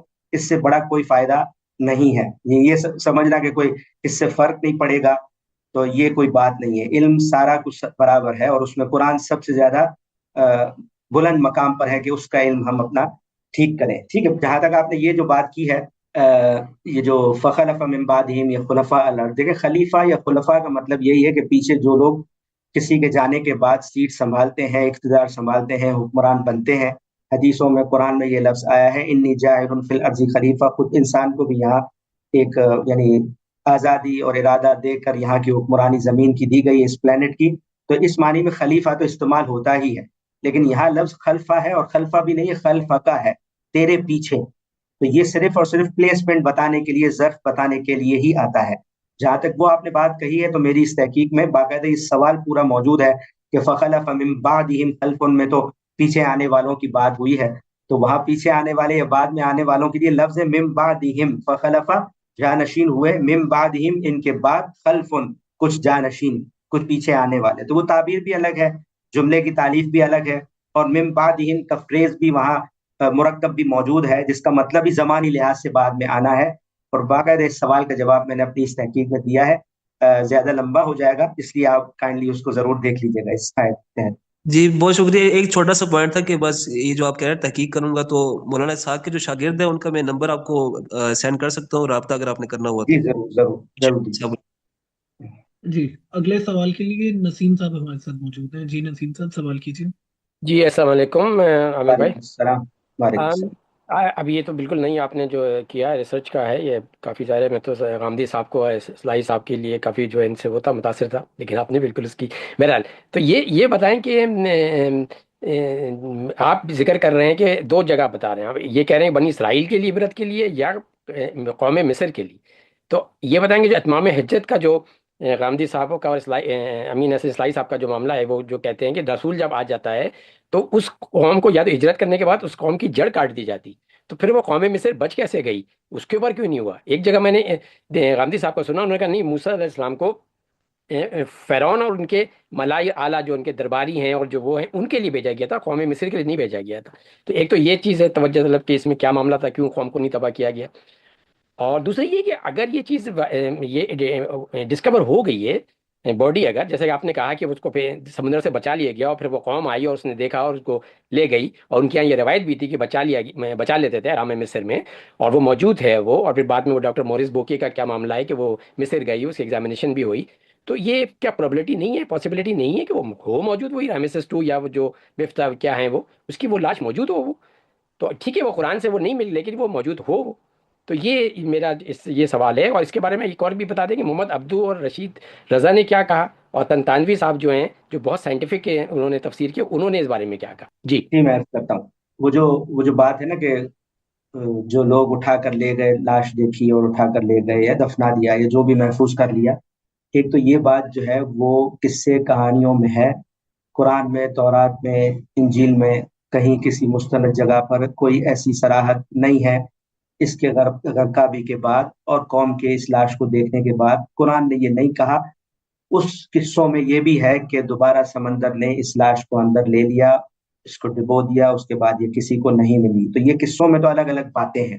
ठीक है, एक तो ये है कि उसमें आप किस चीज से रिलेट कर रहे हैं इस लाश को। दूसरी बात ये कि जो लाश दरियाफ्त हुई है, जो दरियाफ्त हुई है उसके बारे में भी जान ले। जो अभी मॉरिस बुकाई है, उस तरह की आपने बात रेफरेंस दिया है, ये शोहरत इस वजह से हुई कि कुछ लोगों ने अंदाजे से बातें की हैं। मेरी रिसर्च में आप सारी तफसीलात पढ़िएगा कि मैंने ये बात भी बयान की है कि जो जिस लाश के हवाले से शोहरत हुई है, खुद मिस्र के अंदर आसार कदीमा के जो स्कॉलर्स हैं, माहिरीन हैं, उलमा हैं, आज भी मौजूद हैं, आज से पहले भी थे, उन सब का ये कहना है, जो सारे इस फील्ड के स्पेशलिस्ट हैं, कि ऐसी कोई एविडेंस हमारे पास मौजूद नहीं है कि इन लाशों में से कोई लाश उस फिरौन की थी जो मूसा का मुखातब था। बल्कि वो यहाँ तक कहते हैं कि मिस्र की तारीख के जितने भी मुतून हैं, तारीख के जितने भी आसार हैं, उनमें हमें मिस्र के किसी भी फिरौन यानी किसी भी बादशाह का बनी इसराइल के साथ, मूसा की कौम के साथ कोई ताल्लुक, कोई वाकया, कोई मामला हुआ, किसी जमाने में इकट्ठे रहते थे, एक गुलाम थे और एक आका था, हमें कुछ तारीख में मिलता ही नहीं है। बिल्कुल गोया कि वो तारीख मिटा दी गई। क्यों? स्कॉलर्स ने यह भी लिखा है कि फिरौन اور اس کے دربار کے تحت جو اس وقت کی تاریخ ثبت ہوگی وہ ان کے اشاروں پر، اس کی رضامندی پر ہوگی. جس فرعون کا حشر یہ ہوا اور قوم نے دیکھا، اس کی تاریخ یہ وہ لوگ کیسے ثبت کر سکتے ہیں؟ مصری قبطی قوم. اس لیے اس تاریخ کو غائب کر دیا گیا، مٹا دیا گیا، بلکہ الٹا یہ ایک جملہ لکھا کہ بنی اسرائیل کی جڑ جو ہے وہ مصر سے کاٹ دی گئی. بس ایک جملہ اس طرح کا ملا ہے، باقی کچھ بھی نہیں ہے. وہ کہہ رہے ہیں کسی فرعون کا کوئی تعلق ہو، کون سی لاش اس فرعون کی ہے، وہ کچھ ہے ہی نہیں. تو اس سے یہ پتا چلا کہ جو علم آثار ہے وہ بھی قطعیت کے ساتھ اپنی جگہ پر نہیں ہے، بلکہ جس لاش کے بارے میں یہ کہا جاتا تھا کہ یہ رامسیس دوم کی ہے، اس کے بارے میں انہی اسکالرز نے آثار قدیمہ کے صراحت کر دی ہے کہ اس رامسیس دوم کی لاش سے کوئی تحقیق نہیں ملتی کہ یہ سمندر میں غرق ہونے سے مرا تھا. ایسے کوئی آثار اس پر موجود نہیں ہے. تو اس پر بھی باقاعدہ میں نے تحقیق کر کے آخر میں دکھا دیا ہے کہ ہم جو یہ کہتے ہیں نا کہ شاید بھی ہوگی یہ بات، یہ لاش اسی کی ہوگی، تو اسی کی ہوگی کے لیے علم آثار قدیمہ کے ایویڈنس چاہیے اس شعبے کے. تو اس شعبے کے ماہرین کہتے ہیں کہ ہم نے ساری تحقیق کر لی ہے، کچھ بھی نہیں ہے. جو کچھ ہے وہ صرف خیالات لوگوں کے اندازے ہیں جو انہوں نے بیان کیے، چاہے وہ مورس بکائی ہے یا کوئی بھی ہے. وہ کہہ رہے ہیں اندازوں کے علاوہ کچھ بھی نہیں ہے، ہم تو اسی کے اسپیشلسٹ ہیں، ہمیں سب کچھ پتا ہے. انہوں نے باقاعدہ اس کو تفصیل سے لکھا بھی ہے. باقی جو آپ نے جہاں سے سٹارٹ لیا ہے کہ ہم نے تو غامدی صاحب سے، اپنے استاد سے، تو جس طرح آپ نے سنا اعتماد کیا، میں نے بھی اسی طرح سنا اعتماد کیا، اور جب تنبہ ہوا تو تحقیق کی، اور تحقیق کرنے کے بعد انہی اساتذہ سے جو تربیت پائی ہے کہ جب حق واضح ہو جائے تو پھر آدمی اپنے اساتذہ، اپنے بڑوں کی رائے سے بالکل تعصب کرے، یہ تو کسی طرح جائز ہی نہیں ہے دین کے کسی طالب علم کے لیے. تو جو تربیت ان سے پائی ہے اسی تربیت کے تحت کچھ نہ کچھ طالب علمانہ کوشش کرتے رہتے ہیں، تحقیق کرتے ہیں. کہیں اپنی اساتذہ کی غلطی بھی واضح ہوتی ہے تو اپنے علم کی اصلاح کر لیتے ہیں. تو یہ جہاں سے آپ نے بیچ میں کوئی آپ نے جو چیزیں پوچھی ہیں ذرا سے دوبارہ یاد دہانی کرائیے گا، جو میں اگر کور نہیں کیا آپ کے جواب میں. میں نے وہ کہا تھا کہ جو اتمام حجت کا قانون ان لوگوں نے اتمام حجت والا یہ عرض کرتا ہوں، وہ یوں ہے کہ دیکھیں یہ جو بات ہے نا کہ قرآن مجید کو اگر ہم پڑھیں، ابھی میں نے آپ کے سامنے آیتیں رکھی ہیں، اذهب الى فرعون انه طغى، تو اس میں فرعون کی طرف بھیجا گیا موسیٰ علیہ السلام کو. اور جو دوسری آیت میں نے آپ کے سامنے پڑھی، الى فرعون وملئه، فرعون اور اس کے درباریوں کی طرف موسیٰ علیہ السلام کو واضح حجت کے ساتھ بھیجا. ٹھیک ہے.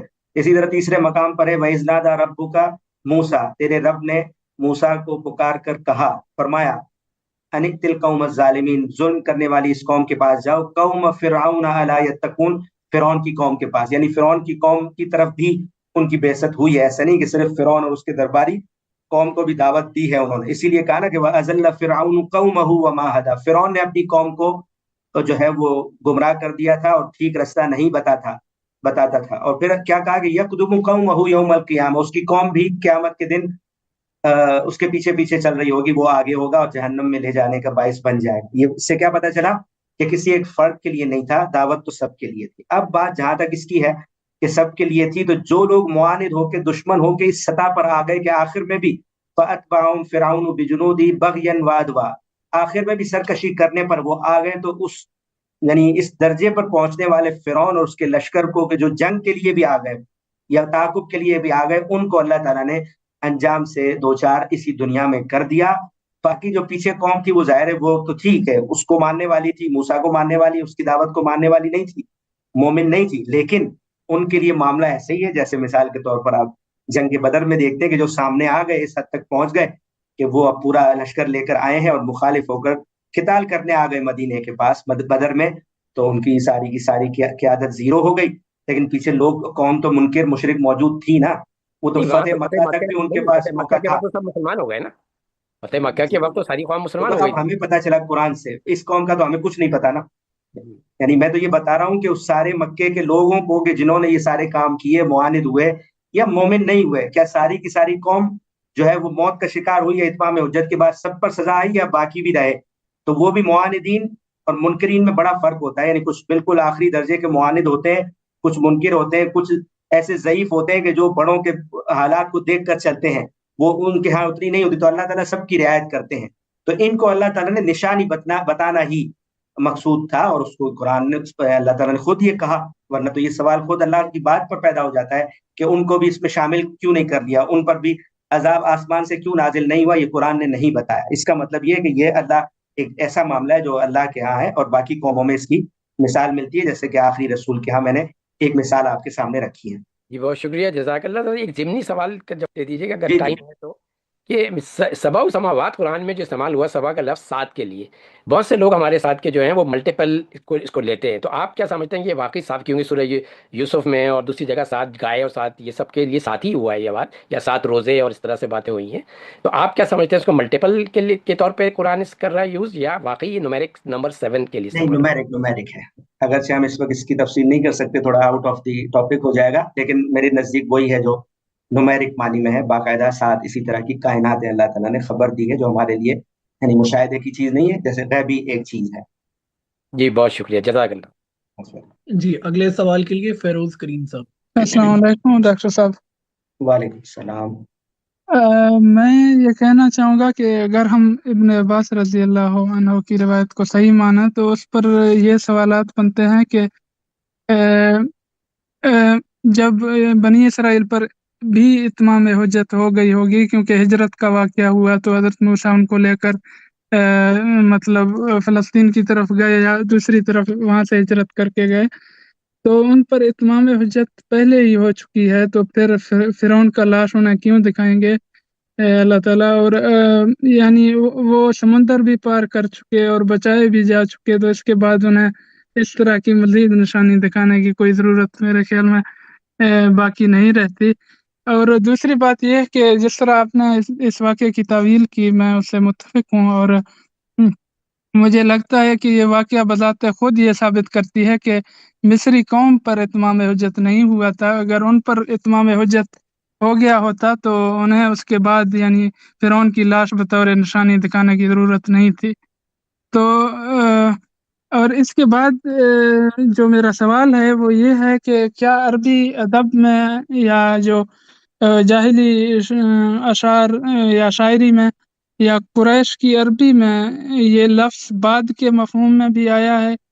اگر اس لفظ یعنی خلف کو بعد کے مفہوم اس سے مراد لیں تو یہ پوری بات بھی تخصیص قبول کرتی ہے کہ اس سے مراد فرعون کی تلاش میں آنے والے بعد کے لوگ ہوں، تو یہاں بھی لازمی نہیں آتا کہ ہم اس سے بعد کی نسلیں مراد لیں، تو اس پر آپ کیا کہیں گے؟ اسی سے بات شروع کرتے ہیں جی۔ خلف کا جو لفظ ہے وہ تو صرف مکانی ظرفیت ہی کے لیے آتا ہے، عربیت میں بھی اور قرآن میں بھی، اور اس طرح اضافت کے ساتھ تو بالخصوص یعنی کسی دوسرے معنی میں نہیں آتا۔ اور اگر اللہ تعالیٰ لمن بعد کا کہتا تو بعد کا لفظ جو ہے وہ ظرف مکان کے لیے بھی آتا ہے اور ظرف زمان کے لیے بھی آتا ہے۔ ظرف مکان کے لیے کی مثال کیا ہے کہ کوہ طور پر اللہ تعالیٰ نے جب بلایا سیدنا موسیٰ علیہ السلام کو، جب وہ تورات لینے کے لیے جا رہے تھے تو وہ ذرا جلدی پہنچ گئے تھے، تو اللہ تعالیٰ نے پوچھا تو کہا کہ تیری رضا کے لیے، تیری خوشنودی کے لیے میں پہلے آ گیا ہوں۔ پوچھا اللہ تعالیٰ نے کہ کیوں جلدی آ گئے آپ وقت سے پہلے؟ تو کہا کہ میں لترزا اجلت الیک ربی لترزا۔ اس کے بعد اللہ تعالیٰ نے کہا کہ فإنا فتنا قومک من بعدک فأزلهم السامرین، ہم نے تیری قوم کو آزمائش میں مبتلا کیا ہے تیرے پیچھے تیری قوم کو۔ تو وہاں دیکھیں آپ ظرف مکان کے لیے کیا ہے، من بعدک، تو اور آپ وہاں دیکھیں سیدنا سورہ صف میں سیدنا عیسیٰ علیہ السلام مبشرم برسول یأتی من بعد اسمہ احمد، میں ایسے رسول کی، اس رسول کی بشارت دینے آیا ہوں جو میرے بعد آئے گا اور اس کا نام احمد ہوگا۔ تو وہاں بھی من بعد ہی ہے، لیکن آپ دیکھیں وہ زمانی لحاظ سے ہے، اور یہاں کیا ہے من بعدک فأزلهم السامری، یہاں بھی من بعدک ہے لیکن یہاں مکان کے لحاظ سے۔ تو یہ میں نے دو مثالیں دی ہیں کہ بعد جو ہے وہ زمان اور مکان دونوں کے لیے آتا ہے، لیکن خلفہ نہیں آتا، یہ جو پہلی آپ نے بات کی۔ اور آپ قرآن کے اندر آیتیں نکال کے دیکھ لیں، جہاں بھی من بعدی ما جاءتهم البینات، جہاں بھی آپ خلفہ رکھیں گے معنی خراب ہوگا، اور جہاں من خلفہ میں وہاں بعد رکھیں گے تو معنی باطل ہو جائے گا۔ آپ رکھ کر دیکھ لیں، تو یہ میں نے باقاعدہ اس کو دیکھا ہے، اس مسئلے کو۔ باقی وہ جو آپ نے بات کی اتمام حجت والی، یا وہ سب سے پہلے آپ نے سیدنا ابن عباس والی، کہ ابن عباس سے یہ بات منقول ہوئی ہے کہ یہ لاش نکال کے بنی اسرائیل کو دکھانا پیش نظر تھا۔ اس پر میں نے درایت کے لحاظ سے، سند کے لحاظ سے تو میں نے اس پر نقد نہیں کیا، حسن درجے کی روایت ہے ابن عباس سے، لیکن درایت کے لحاظ سے میں نے 4 اعتراضات اس پہ رکھے ہیں۔ اس میں سے پہلا یہ اشکال بیان کیا ہے کہ ابن عباس رضی اللہ عنہ اگر ایک خبر دے رہے ہیں کہ قرآن میں اللہ تعالیٰ نے جو بدن والی بات کی ہے، فرعون کا بدن باہر نکال لیا گیا لاش، تو اس میں وہ کہہ رہے ہیں کہ بنی اسرائیل کو موت کا یقین نہیں آ رہا، ٹھیک ہے؟ تو اب سیدنا ابن عباس سے اگر یہ بات ٹھیک ہے، انہی سے منقول ہوئی ہے، تو ایک سوال یہ پیدا ہوتا ہے کہ ان کا ماخذ کیا ہے؟ قرآن نے تو یہ بات نہیں کہی کہ بنی اسرائیل کے لیے نشانی، وہ تو کہہ رہے لمن خلف کا آیا، اور نبی صلی اللہ علیہ وسلم نے کوئی بات ارشاد نہیں فرمائی، صحابہ نے کبھی حضور سے کوئی بات سنی نہیں اس موضوع پر، تو یہ 2000 سال پرانے واقعے کا ماخذ حضرت ابن عباس کے پاس کیا ہوا؟ پہلا اشکال۔ دوسرا یہ کہ اللہ تعالیٰ کہہ رہے ہیں کہ لمن خلف کا آیا، جو پیچھے قوم ہے اس کے لیے نشانی بنے یہ لاش، جبکہ وہ جو ہے وہ آگے تھے، کون؟ بنی اسرائیل تو آگے ہیں، سمندر پار کر چکے ہیں، اب سمندر بند ہو گیا، یہ لوگ غرق ہو گئے ہیں، تو وہ قوم آگے ہے۔ فَأَتْبَعَهُمْ فِرْعَوْنُ، فرعون پیچھے تھا، وہ تعاقب کر رہا تھا، تو فرعون کو امامہم کہتے ہیں، خلفہم کیوں کہا اگر بنی اسرائیل مراد ہے؟ تو خلفہ کا بھی ٹھیک نہیں ہے۔ اسی طرح یہ بات کہ فرعون اب غرق ہونے جا رہا ہے اور وہ توبہ کر رہا ہے، اللہ تعالیٰ اس وقت مکالمہ کر رہے ہیں، تو اللہ تعالیٰ اس وقت فرعون کو یہ بات کیوں کہیں گے کہ تیری لاش کو میں اس لیے بچاؤں گا کہ پیچھے بنی اسرائیل کو اب یقین نہیں آئے گا کہ تو مر چکا، وہ یقین نہیں کریں گے، تو تم تیرے چونکہ مرنے کا اور ہلاکت کا ان کو یقین نہیں آئے گا، تو فرعون کو یوں کیوں کہیں گے کہ تیری لاش کو میں بچا کر، تاکہ وہ لوگ یقین کر لیں کہ ہاں تو ہلاک ہو چکا ہے۔ تو فرعون سے اس کی موت سے پہلے، ہلاکت سے پہلے اس مکالمے کی کوئی وجہ نہیں بنتی، اگر بنی اسرائیل آپ مراد لے لیتے ہیں تو معنی مفہوم نہیں بنتا اس لحاظ سے۔ تو اس روایت پر یہ اس طرح کے اعتراضات بھی ہیں، اور وہ بھی ہے چوتھا اعتراض جو میں نے کیا کہا کہ بھئی ان لوگوں نے، مفسرین نے یہ لکھا ہے کہ فلاں جگہ پر لاش پائی گئی تھی، آج بھی وہ مقام بڑا مشہور ہے کہ جبل فرعون ہے اور یہاں لاش دیکھی گئی تھی، تو اگر وہ ایک ہی جگہ ہے اور وہاں لاش دیکھی گئی تھی تو دیکھیں قوم نے تو دیکھی ہوگی، کیونکہ اللہ تعالیٰ نے کہا ہے کہ قوم کو دکھانا ہے۔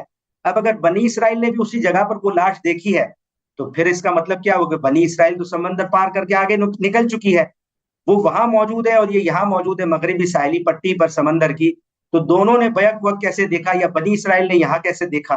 جگہ جب آپ ایک بتا رہے ہیں تو اس جگہ پر پیچھے جو قوم ہے وہ بھی موجود ہو، اور جو بنی اسرائیل سمندر پار کر کے نکل چکے ہیں فلسطین کی طرف وہ بھی دیکھے اسی جگہ پر، تو یہ درایت کے لحاظ سے داخلی نقد ہے جو اس روایت کا میں نے کیا ہے، تو یہ روایت واقعتاً قابل قبول نہیں ہو سکتی، اس لحاظ سے آپ اس کو ضرور دیکھیں۔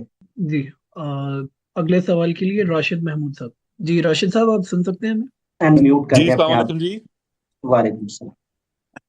اچھا سر، میرا کویشچن جو ہے وہ یہ ہے کہ قرآن پاک دیکھیں، قرآن پاک اللہ تعالیٰ کی نازل کردہ کتاب ہے، اللہ تعالیٰ کا کلام ہے، اس میں اسپیسیفک لفظ، اسپیسیفک الفاظ جو استعمال ہوئے ہیں وہ اللہ تعالیٰ کی طرف سے استعمال ہوئے ہیں، جو کہ نہ ہی کسی ڈکشنری کے محتاج ہیں، کسی بھی لغت کے محتاج نہیں ہیں، بلکہ لغت جو ہے وہ خود ان الفاظ کے لغت اس کی محتاج ہے۔ جی جی جی بالکل ٹھیک ہے۔ اب گاندھی صاحب کو، امام صاحب کو کافی پڑھا ہوا ہے، باقی علماء کرام کو بھی پڑھا ہوا ہے۔ میرا کویشچن جو ہے وہ تھوڑا سا جو آپ کا ٹاپک تھا اس سے تھوڑا سا ریلیٹڈ اسی کے اوپر ہے، لیکن تھوڑا سا ہٹ کے یہ ہے کہ قرآن پاک میں آیا ہے کہ جو فرعون تھا وہ تمہارے بیٹوں کو مار دیتا تھا اور عورتوں کو چھوڑ دیتا تھا، ٹھیک ہے سر؟ اب جب بیٹوں کو مار دیتا تھا تو یہ بنی اسرائیل جو قوم تھی یہ کیسے ڈیولپ ہوگی وہاں پہ؟ جب فرعون غرق ہوا اور موسیٰ علیہ السلام ان کو بنی اسرائیل قوم کو لے کے چلے گئے، اور وہاں جا کے پھر باقی واقعات ہمارے پاس آتے ہیں، اور ان کے پاس اتنا زیورات، مال و دولت کہاں سے آئی کہ وہ بچڑے کے بھی انہوں نے زیورات بنا لیے؟ تو یہاں پہ تھوڑا سا کنفیوژن ہوتی ہے مجھے سمجھنے میں کہ یہ سارا معاملات کیا ہوا، تو اس کو تھوڑا سا اگر ایکسپلین کر دیں، اگر کویشچن سمجھ گئے ہیں تو، اگر نہیں سمجھے تو مجھے واضح ہوا ہے۔ جی اصل سر۔ میں یوں ہے کہ بعض اوقات ہم تعبیر کو یا قرآن مجید کے بیانات کو سمجھنے میں تھوڑی سی وہ ہو جاتی ہے، تنبع نہیں رہتا، اس وجہ سے غلطی بھی لگتی ہے۔ جب مثال دے رہا ہوں اسی آیت کو سمجھنے کے لیے، ایک دوسری مثال دے رہا ہوں کہ قرآن مجید میں اللہ تعالیٰ یہ کہہ رہے ہیں کہ شہر رمضان الذی انزل فیہ القرآن، یہ رمضان کا مہینہ ہے جس میں قرآن نازل کیا گیا، الفاظ یہ ہیں، ٹھیک ہے؟ اسی طرح جس رات میں نازل کیا تو کہا کہ انا انزلناہ فی لیلۃ القدر، اس کو تقدیر کے فیصلوں کی رات میں ہم نے بلا شبہ نازل کیا، ٹھیک ہے؟ تو اب آپ دیکھیں ایک طرف اسلوب تو یہ ہے، لیکن بات کا مقصد یہاں کیا ہے کہ مقصد یہ ہے، یعنی یہاں یہ سوال پیدا ہوتا ہے کہ یہ جس مہینے کی بات اللہ تعالیٰ فرما رہے ہیں، اس سے تو یہ پتہ چلا کہ پورا کا پورا قرآن رمضان میں دیا گیا ہے، جبکہ یہ بات نہیں ہے، تاریخی حقیقت بھی ہے۔ تاریخی حقیقت کیا ہے کہ 23 سال کے عرصے میں نازل ہوا ہے، تو رمضان میں نازل ہونے کا کیا مطلب ہے؟ تو اسی قرآن کی بات کو سمجھنے سے یہ بات بعض دفعہ بدایت فعل کے لیے بھی آتا ہے کہ کسی عمل کا آغاز ہوا ہے تو اس کے لیے بھی اس طرح کی تعبیر آ جاتی ہے۔ ایک مثال میں نے دی ہے، اس سے مراد یہ ہے کہ رمضان کا مہینہ وہ مہینہ ہے جس میں قرآن مجید کا نزول کا آغاز، ٹھیک ہے. تو اب جہاں تک یہ جو بات ہے جو اس طرح عموم میں بیان ہو جاتی ہے کہ یذبح ابناءہم ویستحیی نساءہم، تو پھر یہ تو ایک تاریخی حقیقت ہے نا دوسری طرف، کہ ان کی عورتوں کے ساتھ مرد بھی موجود تھے. جب بنی اسرائیل کی پوری قوم تھی انہیں کو انہوں نے غلام بنا رکھا تھا، انہیں سے یہ خدمت لے رہے تھے. تو پھر اس بات کا کیا مطلب ہوا؟ تو اس کا مطلب یہ ہے کہ گاہے بگاہے اس طرح کے معاملات ہوتے تھے. ان کو یہ خطرہ تھا کہ یہ قوم جو ہماری غلام ہے، اور گویا کہ سیدنا یوسف علیہ السلام کے دور سے وہ لوگ یہاں موجود تھے، تو یہ کہیں سرتابی نہ کرے، بغاوت نہ کرے، یا کہیں اتنی زیادہ نہ ہو جائے کہ یہ اس سلطنت پر قابض ہو جائے ہماری. تو ان کو اسی طرح رکھنا ہے. تو گاہے بگاہے اس طرح کے معاملات ہوئے ہیں، اور بلکہ بہت سے مفسرین نے کہا کہ ایک سال اس طرح کرتے تھے، ایک سال چھوڑتے تھے. یعنی اس میں بہت سے امکانات ہیں. اس پر گویا کہ یہ سوال نہیں پیدا ہوتا کہ سیدنا ہارون علیہ السلام جو ان کے بھائی ہیں وہ بھی رسول ہیں، تو وہ کیسے بچے ہیں؟ یہ بھی سوال پیدا ہوگا نا اس میں. نہیں سر، اگر تھوڑی سی اجازت دیں، دیکھیں جو ہمیں آپ اساتذہ سے سبق ملا ہے وہ یہ ہے کہ ہم نے حدیث کو بھی قرآن کے اوپر جو ہے وہ پیش کرنا ہے، اور پھر سمجھنا ہے اگر حدیث قرآن کے مطابق نہیں ہے تو ہم نے اس سے استدلال نہیں کرنا، ٹھیک ہے. تو ہم مفسرین کی بات کو اس وقت تک نہیں مانیں گے جب تک، یہ آپ لوگوں سے سیکھا ہے سر ہم نے بہت احترام کے ساتھ، یہ آپ لوگوں سے سیکھا ہے اور بڑی اچھی چیز ہے جو سیکھی ہے ہم نے. میں کسی حدیث سے نہیں بیان کر رہا یہ بات، نہیں مفسرین کی بات نا. اب جو ہارون علیہ السلام تھے وہ حضرت موسیٰ علیہ السلام سے سوری سر موسیٰ علیہ السلام سے بڑے تھے، وہاں تک تو چلیں ایک بات سمجھ آتی ہے کہ اس سے پہلے کی جو بنی اسرائیل کی قوم تھی وہ موجود تھی، وہ تھی. لیکن حضرت موسیٰ علیہ السلام کے واقعہ کو جب قرآن بیان کر رہا ہے، اسپیسیفکلی بیان کر رہا ہے کہ وہ آپ کے بیٹوں کو مار دیتے تھے اور عورتوں کو چھوڑ دیتے تھے، اور اسی لیے جو ان کے وہی ماں کے دل میں وہی آئی، اس کے دل کے اندر ایک پختہ خیال آیا کہ اس کو دریا میں بہا دیا جائے، تو وہ اسی لیے بہایا گیا. تو یہاں پہ ایک کنفیوژن ذہن میں آتی ہے. جی سر. ہاں، مطلب یہی میں عرض کر رہا ہوں کہ بعض موقعوں پر یہ معاملہ ہوا ہے، ہمیشہ کے لیے یہ معاملہ نہیں تھا، اور ہمیشہ کے لیے اللہ نے بیان نہیں کیا. یعنی وہ آن اینڈ آف اس طرح کے کام اس لیے کرتے تھے کہ بنی اسرائیل جو ہے وہ اس سطح اور اس طاقت تک نہ پہنچے، ان کی پاپولیشن بھی کم رہے، اور ان کی تعداد اگر بڑھ گئی تو ان کو یہ خطرہ تھا کہ اقتدار میں کہیں یہ آئندہ نہ آ جائے. تو اگر بالکل ہی جڑ سے ختم کر دیتے تو پھر اللہ تعالیٰ بنی اسرائیل یا اس کی بات ہی کیوں کرتے؟ یعنی موسیٰ اور ان کی قوم وہاں موجود ہیں، اس کو بھی اللہ تعالیٰ بیان کر رہے ہیں، ساتھ یہ بھی بیان کر رہے ہیں کہ یذبح ابناءہم، یعنی اس طرح کے جرائم یہ کرتے رہے ہیں، یعنی یہ بیان کر رہے ہیں. اس کا یہ مطلب نہیں ہے کہ کسی بھی زمانے میں اب کوئی بھی بچہ وہ نہیں چھوڑتے تھے، تو وہ اگر نہیں چھوڑتے تو پھر موسیٰ علیہ السلام اور ہارون علیہ السلام کیسے موجود ہیں جن کو اللہ تعالیٰ یہ ذمہ داری دے کر بھیجا ہے؟ اور اگر بھیجا ہے تو کیا وہ اکیلے تھے دونوں بھائی؟ بنی اسرائیل کے کوئی مرد موجود نہیں تھے، جبکہ قرآن سے معلوم ہوتا ہے، خود قرآن سے معلوم ہوتا ہے کہ بنی اسرائیل کی قوم بھی موجود تھے، لوگ بھی موجود تھے، اور ان لوگوں کا ذکر بھی وہاں موجود ہے، یعنی ہمیں قرآن مجید میں ملتا ہے. تو دونوں چیزیں آپ دیکھیں نا، یعنی مفسرین کو ایسی حدیث لا کر کوئی غلط مفہوم یا ترجمہ نہیں کر رہے، قرآن مجید ہی سے بات سمجھ کر بتا رہے ہیں. تو مستقل بنیادوں پر یہ کوئی ایسا عذاب نہیں تھا کہ بالکل بنی اسرائیل کی جڑ ہی کاٹ دی تھی، صرف عورتیں باقی تھی، یا یہ دو بھائی باقی تھے، حضرت ہارون اور حضرت موسیٰ علیہ السلام. تو یہ یعنی ان کے جرائم کو گنوانے میں یہ جرم بھی گنوایا کہ انہوں نے تم پر اس طرح کے عذاب بھی اور کرائم بھی کیے ہیں، عذاب بھی مسلط کیے ہیں، یہ ان کے جرائم گنوانے میں ہے. اب یہ جرم ایسا تھا کہ مستقل بنیادوں پر تھا تو ہم نہیں مانتے، کیونکہ قرآن نے کہا کہ باقاعدہ موسیٰ کی قوم، بنی اسرائیل قوم موجود تھی، ہارون علیہ السلام ان کے بھائی بھی، ان کے بھائی سگے تھے. تو اس سے پتا چلا کہ یہ مستقل بنیادوں پر جرائم نہیں تھا. ان کے یہاں کوئی نہ کوئی موقع دیکھتے تھے کہ اب ہم نے یہ کرنا ہے، اب ہم نے یہ کرنا ہے، اس قوم کے ساتھ یہ ظلم کرنا ہے. تو جب وہ دیکھتے تھے اسی میں یہ موقع بھی آ گیا کہ جب موسیٰ علیہ السلام کی ولادت کیا ہے کہ اس وقت یہ چیز بالکل واضح طور پر جاری تھی. اس سے موسیٰ، سیدنا موسیٰ کو بچا کر انہی کے محل میں لائے اور وہیں پرورش پائی، اور اس کا ذکر بھی قرآن مجید میں موجود ہے. تو اس کو مستقل نہیں مانا جا سکتا یہ جو یذبح ابناءہم، ٹھیک ہے نا؟ اس سمجھ آ گیا سر. دوسرا کوشچن اس سے اگلا جو کوشچن تھا کہ جب موسیٰ علیہ السلام فرعون سے نجات پائی، غرق ہو گیا فرعون، تو ان کے پاس سونا زیورات وہ کہاں سے آگے؟ جو وہ بچڑے کی قربانی کا ذکر ہے، بچڑا بھی آ گیا، زیورات آ گئے، زیورات بنا دیے. ساز و سامان اور اپنی چیزیں لے کر گئے ہوں گے تو اس کا بیان ہے. یعنی کوئی قوم ہے وہ مستقل اپنا مسکن اب چھوڑ کر جا رہی ہے، آبا و اجداد کئی نسلوں پہلے مصر آئے تھے، اب وہ اپنی اصل سرزمین کی طرف سیدنا موسیٰ کے ساتھ جا رہے ہیں، تو جو کچھ اپنا مال اسباب جو کچھ ہوگا وہ ساتھ سامان لے کر جائیں گے. اچھا سر، اس پہ ایک لاجیکل اکٹھے کیے ہوں. سر اس پہ لاجیکل ایک جو اعتراض اٹھتا ہے، جب افراتفری میں فار ایگزامپل ہمارے پیچھے کوئی دشمن لگا ہو اور ہم دشمن سے بھاگ کے فار ایگزامپل جا رہے ہوں، تو یہ افراتفری کے اندر جانور لے کے جانا یا اس کو चले जेवरात तो कीमती चीजें जो बंदा आसानी से उठा सकता है वो तो हैं, लेकिन जानवर लेके जाना और जानवरों की वजह से उनकी रफ्तार भी कम होती है, ये लॉजिकली सर आजकल के जमाने में अक्लन फिट नहीं आती ना। और कुरान जानवर पाक से कौन सा, कुरान का कौन सा बयान मुराद है जानवर साथ ले जाने में? सर वो बछड़े की कुर्बानी देखिए, फौरन बाद जिक्र आता है बछड़े की बछड़े की कुर्बानी कुर्बानी नहीं, बछड़े की कुर्बानी नहीं, उन्होंने बछड़े को माबूद बनाया और वो नहीं सर, जेवरात से बनाया गया एक बछड़ा था, ये गाय की बात सॉरी है। गाय की कुर्बानी के लिए, गाय की कुर्बानी वो वो तो यहाँ किस्सा ही नहीं है, वो तो एक अलग एक मौके की बात है, वो इस मौके का किस्सा भी नहीं है जिस पर हम आज बात कर रहे हैं। गाय की जी जी सर, कुर्बानी जो है वो इस हिजरत से और इससे उसका ताल्लुक नहीं है, वो तो चलो किसी और ठीक है मौके पे हम बात कर सर, लेंगे, जी लेकिन वो जी भी सर, आउट ऑफ टॉपिक हो जाएगा जी माजरत। जी सर, ठीक है ठीक थैंक है। यू, ओके अस्सलाम वालेकुम। वालेकुम सलाम। जी, अगले सवाल के लिए हमारे साथ मौजूद है मुहिब साहिब। जी जी अस्सलाम जी वालेकुम सर, आवाज़ आ रही है आपको? वालेकुम सलाम। जी जी आवाज आ रही है। सर पहले तो मैं ये कहना चाहूँगा, आपने जो आज रिसर्च पेश की है इससे मैं बिल्कुल मुत्तफिक हूँ। और आज से कोई 2-3 साल पहले सर मैं जो है वो इस नतीजे पे तो पहुँच चुका था कि जो रामसेस 2 है वो जो कहा जाता है कि शायद हज़रत मूसा के वक़्त फ़िरौन है, वो नहीं है। और इस पे भी पहुँच गया था कि मिरनिफ्ता जो है वो भी नहीं है। ठीक है। अलबत्ता मैंने जब गांधी साहब की राय पढ़ी और तफसीर में, और फिर पता चला कि मौलाना अमीन एहसन इस्लाही की भी यही राय है कि शायद गालिबन वो मिरनिफ्ता ही थे जो फ़िरौन है हज़रत मूसा के वक्त के। और फिर डॉक्टर जाकिर नाइक भी हमारे हैं, वो जिस तरह से डॉक्टर मॉरिस बुकाइल की वो रिसर्च पेश करते हैं कि जी उन्होंने किताब लिखी थी, उसमें उन्होंने कहा था कि मिरनिफ्ता की बॉडी पे सॉल्ट डिपॉजिट्स पाए गए थे। ठीक है, इस तरह करके एक बात की जाती है, सी सॉल्ट डिपॉजिट्स।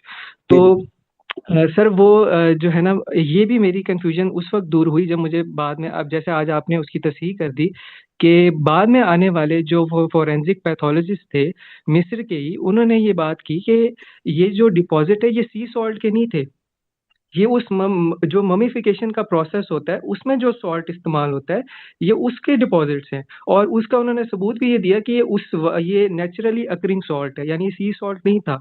ठीक है, वो उस करीब की एक वादी का इस्तेमाल होने वाला सॉल्ट था। इस तरह करके वो भी चीज़ बात होगी। फिर अलबत्ता ये चीज़ जो है वो मुझे परेशान करती थी जो आज मसला हल हो गया कि अल्लाह ताला ने जो ये बात की है कि फ़िरौन की जो लाश है फिर वो हम क़यामत तक के लिए उसको महफूज कर देंगे। तो ये चीज़ अल्हम्दुलिल्लाह आज वाज़ेह होगी। वो जो आपने खल्फ़ का जो बताया अल्लाह ताला ने वो मसला। बात ही नहीं कही और ना किसी ने हाँ ये जी, बात हाँ समझी जी। थी।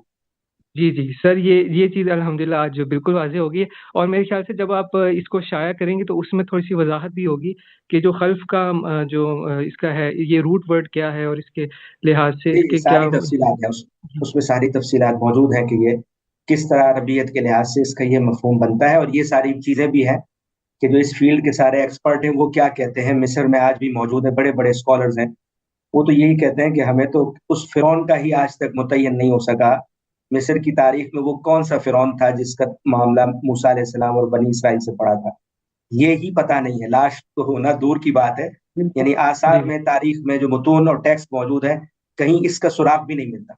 जी। बहुत शुक्रिया सर, जज़ाकल्लाह। जी मोस्टर। जी, for the next question Syed Hasan Ali. अस्सलाम वालेकुम आमिर साहब। वालेकुम सलाम वरहमतुल्लाह। आमिर साहब ये सर मैं आपकी जो अरेबिक को और नॉलेज को मैं चैलेंज नहीं कर रहा हूँ वैसे, और आपकी नॉलेज अरेबिक के हवाले से और कुरान के हवाले से ज़्यादा ही है। लेकिन ये था कि आपके बताने से पहले भी ना ये एक डाउट था इसके ऊपर ना। और अभी मेरे पास सामने गामदी साहब की ना कमेंट्री भी ट्रांसलेशन भी खुली हुई है और कमेंट्री भी ना इंग्लिश में, जिसमें वो ये कह रहे हैं कि before this you kept showing defines and were among those who spread disorder. Thus today we shall preserve your body so that you can become a sign of the God scourge for those who came after you. After you आपने भी उसको कहा कि ये behind you होना चाहिए, लेकिन वो कमेंट्री में भी आके फिर वो कमिंग भी नहीं होगा कह रहे उसमें, कमिंग भी नहीं होगा। अगर सही तर्जुमा होगा तो हैं। कमिंग आफ्टर यू जो है ना, कमिंग भी रॉन्ग है और आफ्टर भी रॉन्ग है। जी। जो और मौजूद वो है नीचे आफ्टर, बिहाइंड यू जो मौजूद है। behind you। यस और हाँ। फिर आगे यहाँ पे इन्होंने लिखा हुआ है कि आखिर में this dead body is preserve in a museum in Cairo and invites everyone to learn from a lesson from it. फिर आके वो फिर मौलाना अमीन हसन इस्लाही साहिब का वॉल्यूम 4 से वो साइड करते हैं। Experts of the archaeology may differ about the corpse, whether it is of the same pharaoh or some other one, yet this is the 14th century old। लेकिन वो मौलाना अमीन हसन इस्लाही साहब भी यही कह रहे हैं कि आर्कियोलॉजिस्ट में डिफर करते हैं इस हवाले से। लेकिन फिर आखिर में वो इसको کہہ بھی رہے ہیں کہ یہ خدا کی سچائی جو اسٹیٹمنٹ تھی وہ صحیح ثابت ہوئی.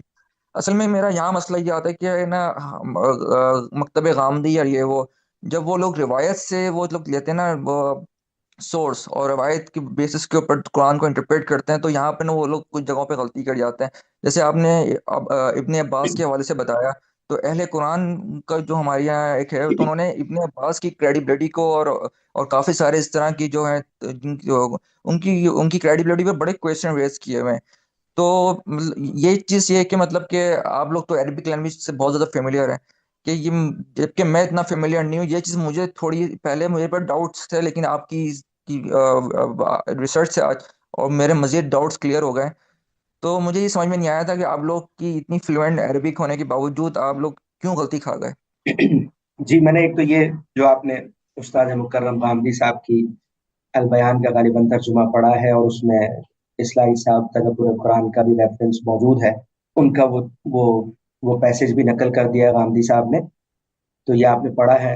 اس کا ریفرنس میں آج کی اس گفتگو میں ایک تو پہلے دے چکا ہوں کہ یہ جو لوگ ہیں جس میں مولانا آزاد صاحب، وحید الدین خان صاحب، مولانا مودودی صاحب، امام اصلاحی صاحب، جاوید غامدی صاحب اور تقی عثمانی صاحب، ان لوگوں نے اس طرح کا ترجمہ بھی کیا ہے جیسے ابھی آپ نے انگلش میں پڑھا کہ کمنگ آفٹر یو، اور اسی کے مطابق تفسیر بھی کی ہے. اور مولانا اصلاحی نے دیکھا، آپ نے یہاں یہ لکھا ہے کہ اس طرح کے لوگ آثار قدیمہ والے ڈسپیوٹ کر رہے ہیں، پھر انہوں نے لکھا ہے یہ ان کی اٹکل بچو ہے، جب قرآن نے ایک بات کر دی تو گویا کہ حرف بحرف پیشن گوئی پوری ہو گئی، یہ لوگ بے شک اختلاف کرتے رہے. تو ان کو کیا غلطی لگی کہ قرآن نے یہ بات کر دی ہے، یہ کہ اصلاحی صاحب کہہ رہے ہیں، جبکہ میں یہ کیا عرض کر رہا ہوں کہ قرآن نے یہ بات نہیں کی، اور قرآن نے اس بات کی صراحت نہیں کی. امام اصلاحی کو یہاں غلطی لگ گئی، اس سے پہلے بہت سے بڑے اسکالر چونکہ تفسیر ترجمہ کر چکے تھے، مولانا آزاد جیسے اور مودودی جیسے، تو اس لیے انہوں نے بھی، ان کو تنبؤ نہیں ہوا. تو آپ دیکھیں وہاں وہ کیا کہہ رہے ہیں کہ مورخین جو ہے جو بھی اٹکل بچوں سے باتیں کریں، لیکن قرآن کی یہ بات ہے جو پوری ہو گئی. قرآن ایک بات کرے تب آپ اس سے ملائیں، تب ہم کہیں گے قرآن کی پیشن گوئی واقعتاً پوری ہو گئی. اس سے تو الٹا قرآن کی بات خراب ہوئی ہے کہ قرآن نے 1400-1500 سال پہلے پیشن گوئی کی تھی، اور یہ اب جو ہے 19ویں صدی کے اواخر میں آ کے مل رہی ہے لاش. یہ تو صحابہ کو ہی مل جانی چاہیے تھی. اگر قرآن نے پیشن گوئی کی تھی تو پھر تو جزیرہ نما عرب میں بھی ہوتی، اور 10 سال بعد حضور کی وفات کے صحابہ مصر چلے گئے، وہاں بھی یہ ڈیڈ باڈی موجود ہوتی. یہ تو قرآن کی بات کے الٹا خلاف ہے کہ قرآن اگر یہ کہتا تو قرآن سے پہلے بھی موجود ہوتی دنیا میں. تو اس لیے امام اصلاحی کو یہاں اس وجہ سے غلطی لگی ہے. 2 وجہ ہیں. ایک یہ کہ باہر کے اثرات کہ خبر ہے پھیلی ہوئی کہ بھئی وہاں میوزیم میں عجائب گھر میں کچھ لاشیں موجود ہیں، اور ایک کے بارے میں فرعون موسیٰ کا نام رکھ کے کہا جاتا ہے. دوسرا، کچھ بڑے مفسرین اردو والے یہ لکھ کر اور یہ ترجمہ کر کے گئے ہیں. تیسری غلطی کی وجہ خلف کے ورڈ پر فوکس نہیں رہا اور تساہل ہوا، اور قدیم علماء کی ساری تفسیریں جو 1200 سال کی ہے اس پر بھی گویا کہ اس پر بھی نظر رکھنے میں غلطی ہو گئی کہ اس میں اور مولانا آزاد کی باتوں میں فرق ہے. اور مولانا آزاد نے جب پہلی مرتبہ لکھا ہے تو اس زمانے میں لکھا ہے جب مصر سے یہ بات شہرت پا گئی تھی، جب قدیم جتنے مفسر تھے انہوں نے صرف قرآن پہ فوکس کیا، کسی خبر کو باہر سے نہیں دیکھا، تو ان کو غلطی بھی نہیں لگی، باہر کا اثر بھی نہیں ہوا. تو غلطی کی وجہ بھی میں نے یہ وجوہات بھی آپ کے سامنے رکھ دی ہے. سب انسان ہیں اور ہم بھی انہی کے شاگرد ہیں، اور یہ چیز بھی ہم نے انہی سے سیکھی ہے کہ کسی بھی جگہ پر یہاں پہ جی جی انٹرپٹ کروں گا. وہ اصل میں میرا ایک کویشچن یہ بھی ہے کہ اصل میں جیسے آپ کہہ رہے ہیں کہ باہر سے لینا، تو اس طرح جب کوئی چیز ہم جیسے ابن عباس کو کی روایت لیتے ہیں یا انس بن مالک کی روایت لے رہے ہیں، ان کی تفاسیر لے رہے ہیں، یہ بھی اصل میں باہر سے لی جاتی ہیں چیزیں. تو اس کی وجہ سے نا، اور آپ نے ابھی کسی نے کویشچن ریز کیا تھا کہ قرآن کو لغت کی ضرورت نہیں ہے، قرآن مطلب اس طرح سے کوئی ضرورت. تو جب اس طرح کی چیزیں جب ہوتی ہیں نا، اس طرح کی باتیں، تو پھر یہ ہوتا ہے کہ ہم لوگ پھر اس طرح کی نا انٹرپریٹیشن میں غلطی ہمارے یہاں ہو جاتی ہے. تو آپ اس بات سے اتفاق کریں گے؟ باہر سے اگر کوئی چیز ہے جس کی کوئی مدد لی جاتی ہے وہ بھی اسی صورت میں درست ہوتی ہے جب قرآن کے اپنے الفاظ، اپنی زبان اور جملے کی تعریف اور الفاظ اس کا ساتھ دیں، اس کو ایکسیپٹ کریں، تب ہم کسی چیز کی وضاحت میں باہر کی کوئی چیز لیتے ہیں. لیکن اگر قرآن کے الفاظ اس کو ایکسیپٹ نہیں کرتے، اس کی زبان اس کو قبول نہیں کرتی، یا وہ بات ہی جو باہر سے روایت میں آئی ہے وہ مستند بھی نہیں ہے، سند سے ثابت بھی نہیں ہے، تو اس صورت میں دونوں صورتوں میں ریجیکٹ ہو جاتی ہے. یا سند ٹھیک نہیں ہے اور دوسرا قرآن بھی اس کو ایکسیپٹ نہیں کر رہا. یہ دونوں خرابیاں ہیں تب بھی. اور صرف قرآن سے مختلف بات ہو گئی، قرآن سے ٹکرائی یا قرآن سے مخالفت ہو گئی، اس میں तब भी वो बाहर की चीज कबूल नहीं की जाए। चलें शुक्रिया। यानी कि अल बयान का नया एडिशन आएगा तो उसमें ये चीज़ करेक्ट हो जाएगी। उम्मीद कर सकते हैं जी। ओवरऑल तो उस्ताद गामदी साहब ने इसको अप्रिशिएट ही किया है, और उनके यहाँ ये जेर गौर भी था जब मेरी बात हुई उनसे, यानी उन्होंने भी इससे कोई शुक्रिया डिनाई आमिर, नहीं किया जी। बहुत बहुत शुक्रिया जी। आपका। अ, अच्छा, गजल साहब ये बताइएगा, इससे पहले क्या गांधी साहब की ये जो रिसर्च आपकी है, ये इससे पहले गांधी साहब की क्या ओपिनियन थी इस टॉपिक पे? जी वही वही मौकिफ था जिसको मैं कह रहा हूँ कि उसमें गलती हुई है, और जिन लोगों को मैंने गिनवाया उसमें उस्ताद गामदी साहब की तफसीर भी रखी है। यानी जिन उलमा से तर्जुमे में या तफसीर में कुछ तसाहुल हुआ है उसमें अल बयान भी शामिल है। मैंने इसको अपनी इस रिसर्च में बाकायदा बयान किया है, और उनकी खिदमत में बराह रास्त भी ये रखा है मैंने उनसे बातचीत करके ऑनलाइन। उनकी वही राय है जो इस्लाही साहब की है, और तकी उस्मानी साहब की है, और मौदूदी साहब की है, और अबुल कलाम आज़ाद साहब की है। वही राय है जो कि कुरान मजीद की ज़बान और उसके अल्फाज और ये आयत कबूल नहीं करती, और तमाम उम्मत के जमहूर जो मुफस्सिरीन है उनकी राय भी इसके मुताबिक नहीं है, और वो सही है। जो शाह वलीउल्लाह के बेटों ने, शाह अब्दुल कादिर और शाह रफीउद्दीन ने तर्जुमा किया है, वो दुरुस्त है। जी जी, ठीक। For the last question, Abdul Zafar साहब। जी शुक्रिया। अच्छा सर, ये बात तो उनकी दुरुस्त थी जो कह रहे थे लुगत की मोहताज नहीं है कुरान की जो जुबान है। तो इसमें फिर हम ये क्यों कहते हैं कि हर चीज़ का जो लफ्ज़ का जो माना तय करने की जब बारी आती है कि इसके नज़ीर देखी जाए, जो दलाइल देगा जाहिली शोरा से या जाहिली अदब से जो दलाइल दिए जाएंगे उसी को हुज्जत मान लेते हैं और उसी से लफ्ज़ के माना जो है उसको हतमी मानते हैं। तो इस लिहाज से तो क्या वो मोहताज नहीं हो गया हम उनकी नज़ीर ढूंढने के कि उनकी नज़ीर मिलेगी तब हम किसी माना को मानेंगे, वरना उसको रिजेक्ट कर देंगे अगर कोई रिसेंट अदब का वो पेश करता है।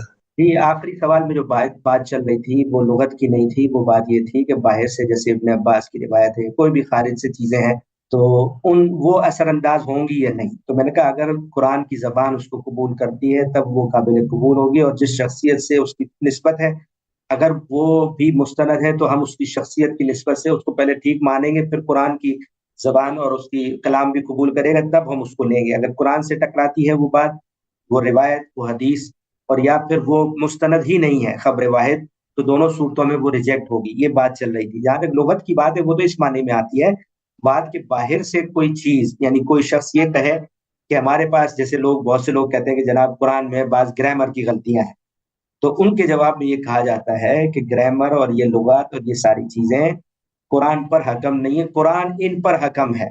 इनमें अगर कोई चीज अगर नहीं आई तो इनको अपनी तस्हीह करना होगी, और अपने नक्श को दूर करना होगा, अपने इस्तिक्सा को दुरुस्त करना होगा। कुरान इन सब के ऊपर हकम है, जबान के एतबार से भी, फिक्र के एतबार से भी, ये इस मानी में बोला जाता है। बाकी ये बात ठीक है कि जब हम किसी कुरान कुरान की आयत का मफहूम मुतय्यन करते हैं और उसमें जबान के लिहाज से लुगत को देखते हैं, तो वो भी इस्तेमालात देखते हैं कि इस जो कुरान की जबान है, इस जबान को इस्तेमाल करने वाले अहले जबान खुद लिखते बोलते किस मानी में इस्तेमाल करते हैं, तो उसके लिए हम उस जबान को देखते हैं और फिर उसमें हम तय करते हैं। अगर कहीं इख्तलाफ होता है किसी जगह पर, हर जगह पर तो नहीं होता, कहीं कहीं अगर इख्तलाफ होता है, बहुत से मानी होते हैं, तो उनमें से एक मानी जब हम लेते हैं तो वो उसी तरह लेते हैं कि कुरान की जबान में सबसे मारूफ लफ्ज कौन सा है, क्या मफहूम है इसका। वो जैसे अहले लुगत इसको मफहूम को समझते हैं उसी तरह से देखेंगे। जैसे मिसाल के तौर पर उस रोजे में फिदिये की आयत है, तो फिदिये की आयत में वालल्लज़ीना युतीकूनहु फिदिया, तो 4 5 6 किस्म की लोगों ने आरा मुख्तलिफ दी है। तो आप ये देखेंगे कि भाई कुरान की जबान में अहले लुगत इसको कैसे किस मानी में इस्तेमाल करते हैं। उसमें तो ज़ाहिर लुगत ही अकम होगी क्योंकि कुरान अरबी मुबीन में नाजिल हुआ है, बिलिसान अरबी मुबीन, तो उसमें हम लुगत ही देखेंगे कि 4 5 अलग अलग मानी अगर मुफस्सिरीन बता रहे हैं कि वालल्लज़ीना युतीकूनहु में इताका का फिर क्या मानी लिया जाए, तो जो मारूफ मानी होगा हम वो लुगत से भी देख लेंगे कि कुरान ने एक लफ्ज इस्तेमाल किया, उसी की जबान को लिखने बोलने पढ़ने वाले किस मानी में लेते रहे, जो मारूफ मानी हम उसकी बुनियाद पे कहेंगे कि ये ठीक है, और ये वाली मानी अहले जबान कहीं इस्तेमाल ही नहीं करते, कहीं भी उनके यहाँ नहीं पाया जाता, उसको हम रिजेक्ट कर देंगे। इस लिहाज से ठीक है ये बात। सर इब्ने अब्बास को आप कह रहे थे कि हसन है वो रवायत, और ये यानी कि अक्सर उलमा ये बयान करते हैं कि उनके हक में नबी ने दुआ की हुई कि इनको कुरान का फहम दे, तो क्या ऐसी कोई दुआ मौजूद है और इस दुआ की मौजूदगी में क्या इब्ने अब्बास से इख्तिलाफ किया जा सकता है या नहीं?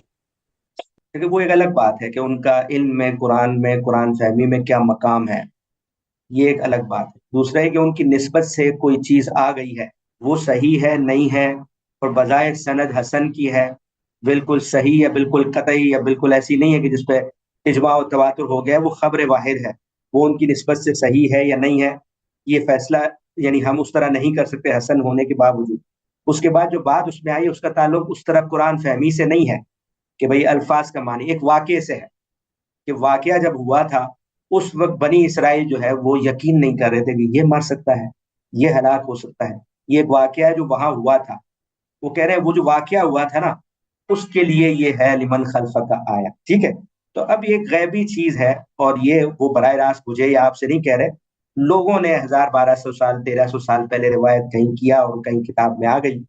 तो ये बराह रास्त किसी लफ्ज का मफहूम नहीं है कि वो चूंकि मुफस्सिर थे, जो खल्फा का लफ्ज उन्होंने मफहूम जो बताया वो बिल्कुल जो है ना वो सही बताएंगे या उन्होंने गलत नहीं बताया। ये इस तरह की बहस नहीं है कि हम किसी मुफस्सिर के फहम पर, बल्कि इस वाक़े के लिहाज से जो बात उनकी निस्बत से नकल हुई है उसमें ये खराबी आ रही है। वो खराबी अगर आप या मैं हल कर सकते हैं तो आप बताएं, क्योंकि मैंने अर्ज किया कि भाई उनको ये खबर 2000 साल पुरानी, इस वाक़े की खबर कि बनी इसराइल को यकीन नहीं आ रहा था, यकीन नहीं आ रहा था, तो ये बताएं कि ये बात अल्लाह ताला किससे कहेंगे? मूसा अलैहिस्सलाम से कहेंगे कि इनको यकीन नहीं आ रहा। मैं तुम्हें कह रहा हूं कि फिरौन की लाश अभी बाहर आएगी और इनको दिखा दे। मूसा अलैहिस्सलाम से कहेंगे ना, फिरौन से उसकी मौत से पहले क्यों कहेंगे ये बात? अगर बनी इसराइल को जो समंदर पार कर चुके हैं उनको यकीन नहीं आ रहा, तो फिरौन को उसकी मौत से पहले अल्लाह ताला ये बात क्यों कहेंगे? ये इश्काल है। तो इसलिए इब्ने यानी दिरायतन इश्काल का मतलब क्या हुआ कि इब्ने अब्बास रजी अल्लाह अन्हु से ये जो ये निस्बत है ये हो सकता है ठीक ना हो, क्योंकि आयत के अल्फाज और वाकया और ये इस तरह कबूल नहीं करते इस बात कि वो जी इस तरह का मफहूम और वाकया बिल्कुल, बयान करे। आपकी ये दुरुस्त बात आपकी लगी है मुझे। एक लेकिन असूल तो बयान करते हैं ना गांधी साहब, ये कुरान मजीद हकम है। तो इब्ने अब्बास अगर फर्ज कीजिए हमारे सामने भी मौजूद हों तो उनसे किसी राय पे इख्तलाफ किया जा सकता है इस्लाम में, या जी फिर बिल्कुल, ये? जी बिल्कुल किया जा सकता है। अभी मैंने आपके सामने बताई ये बात कि इमाम मालिक जो बात कहते थे, उम्मत भी सब यही बात मानती है जो दीन और इल्म के मामले में, कि रसूलुल्लाह सल्लल्लाहु अलैहि वसल्लम की जात वाला सिफात के सिवा हर आदमी की बात को कबूल भी किया जाएगा, रद्द भी किया जाएगा।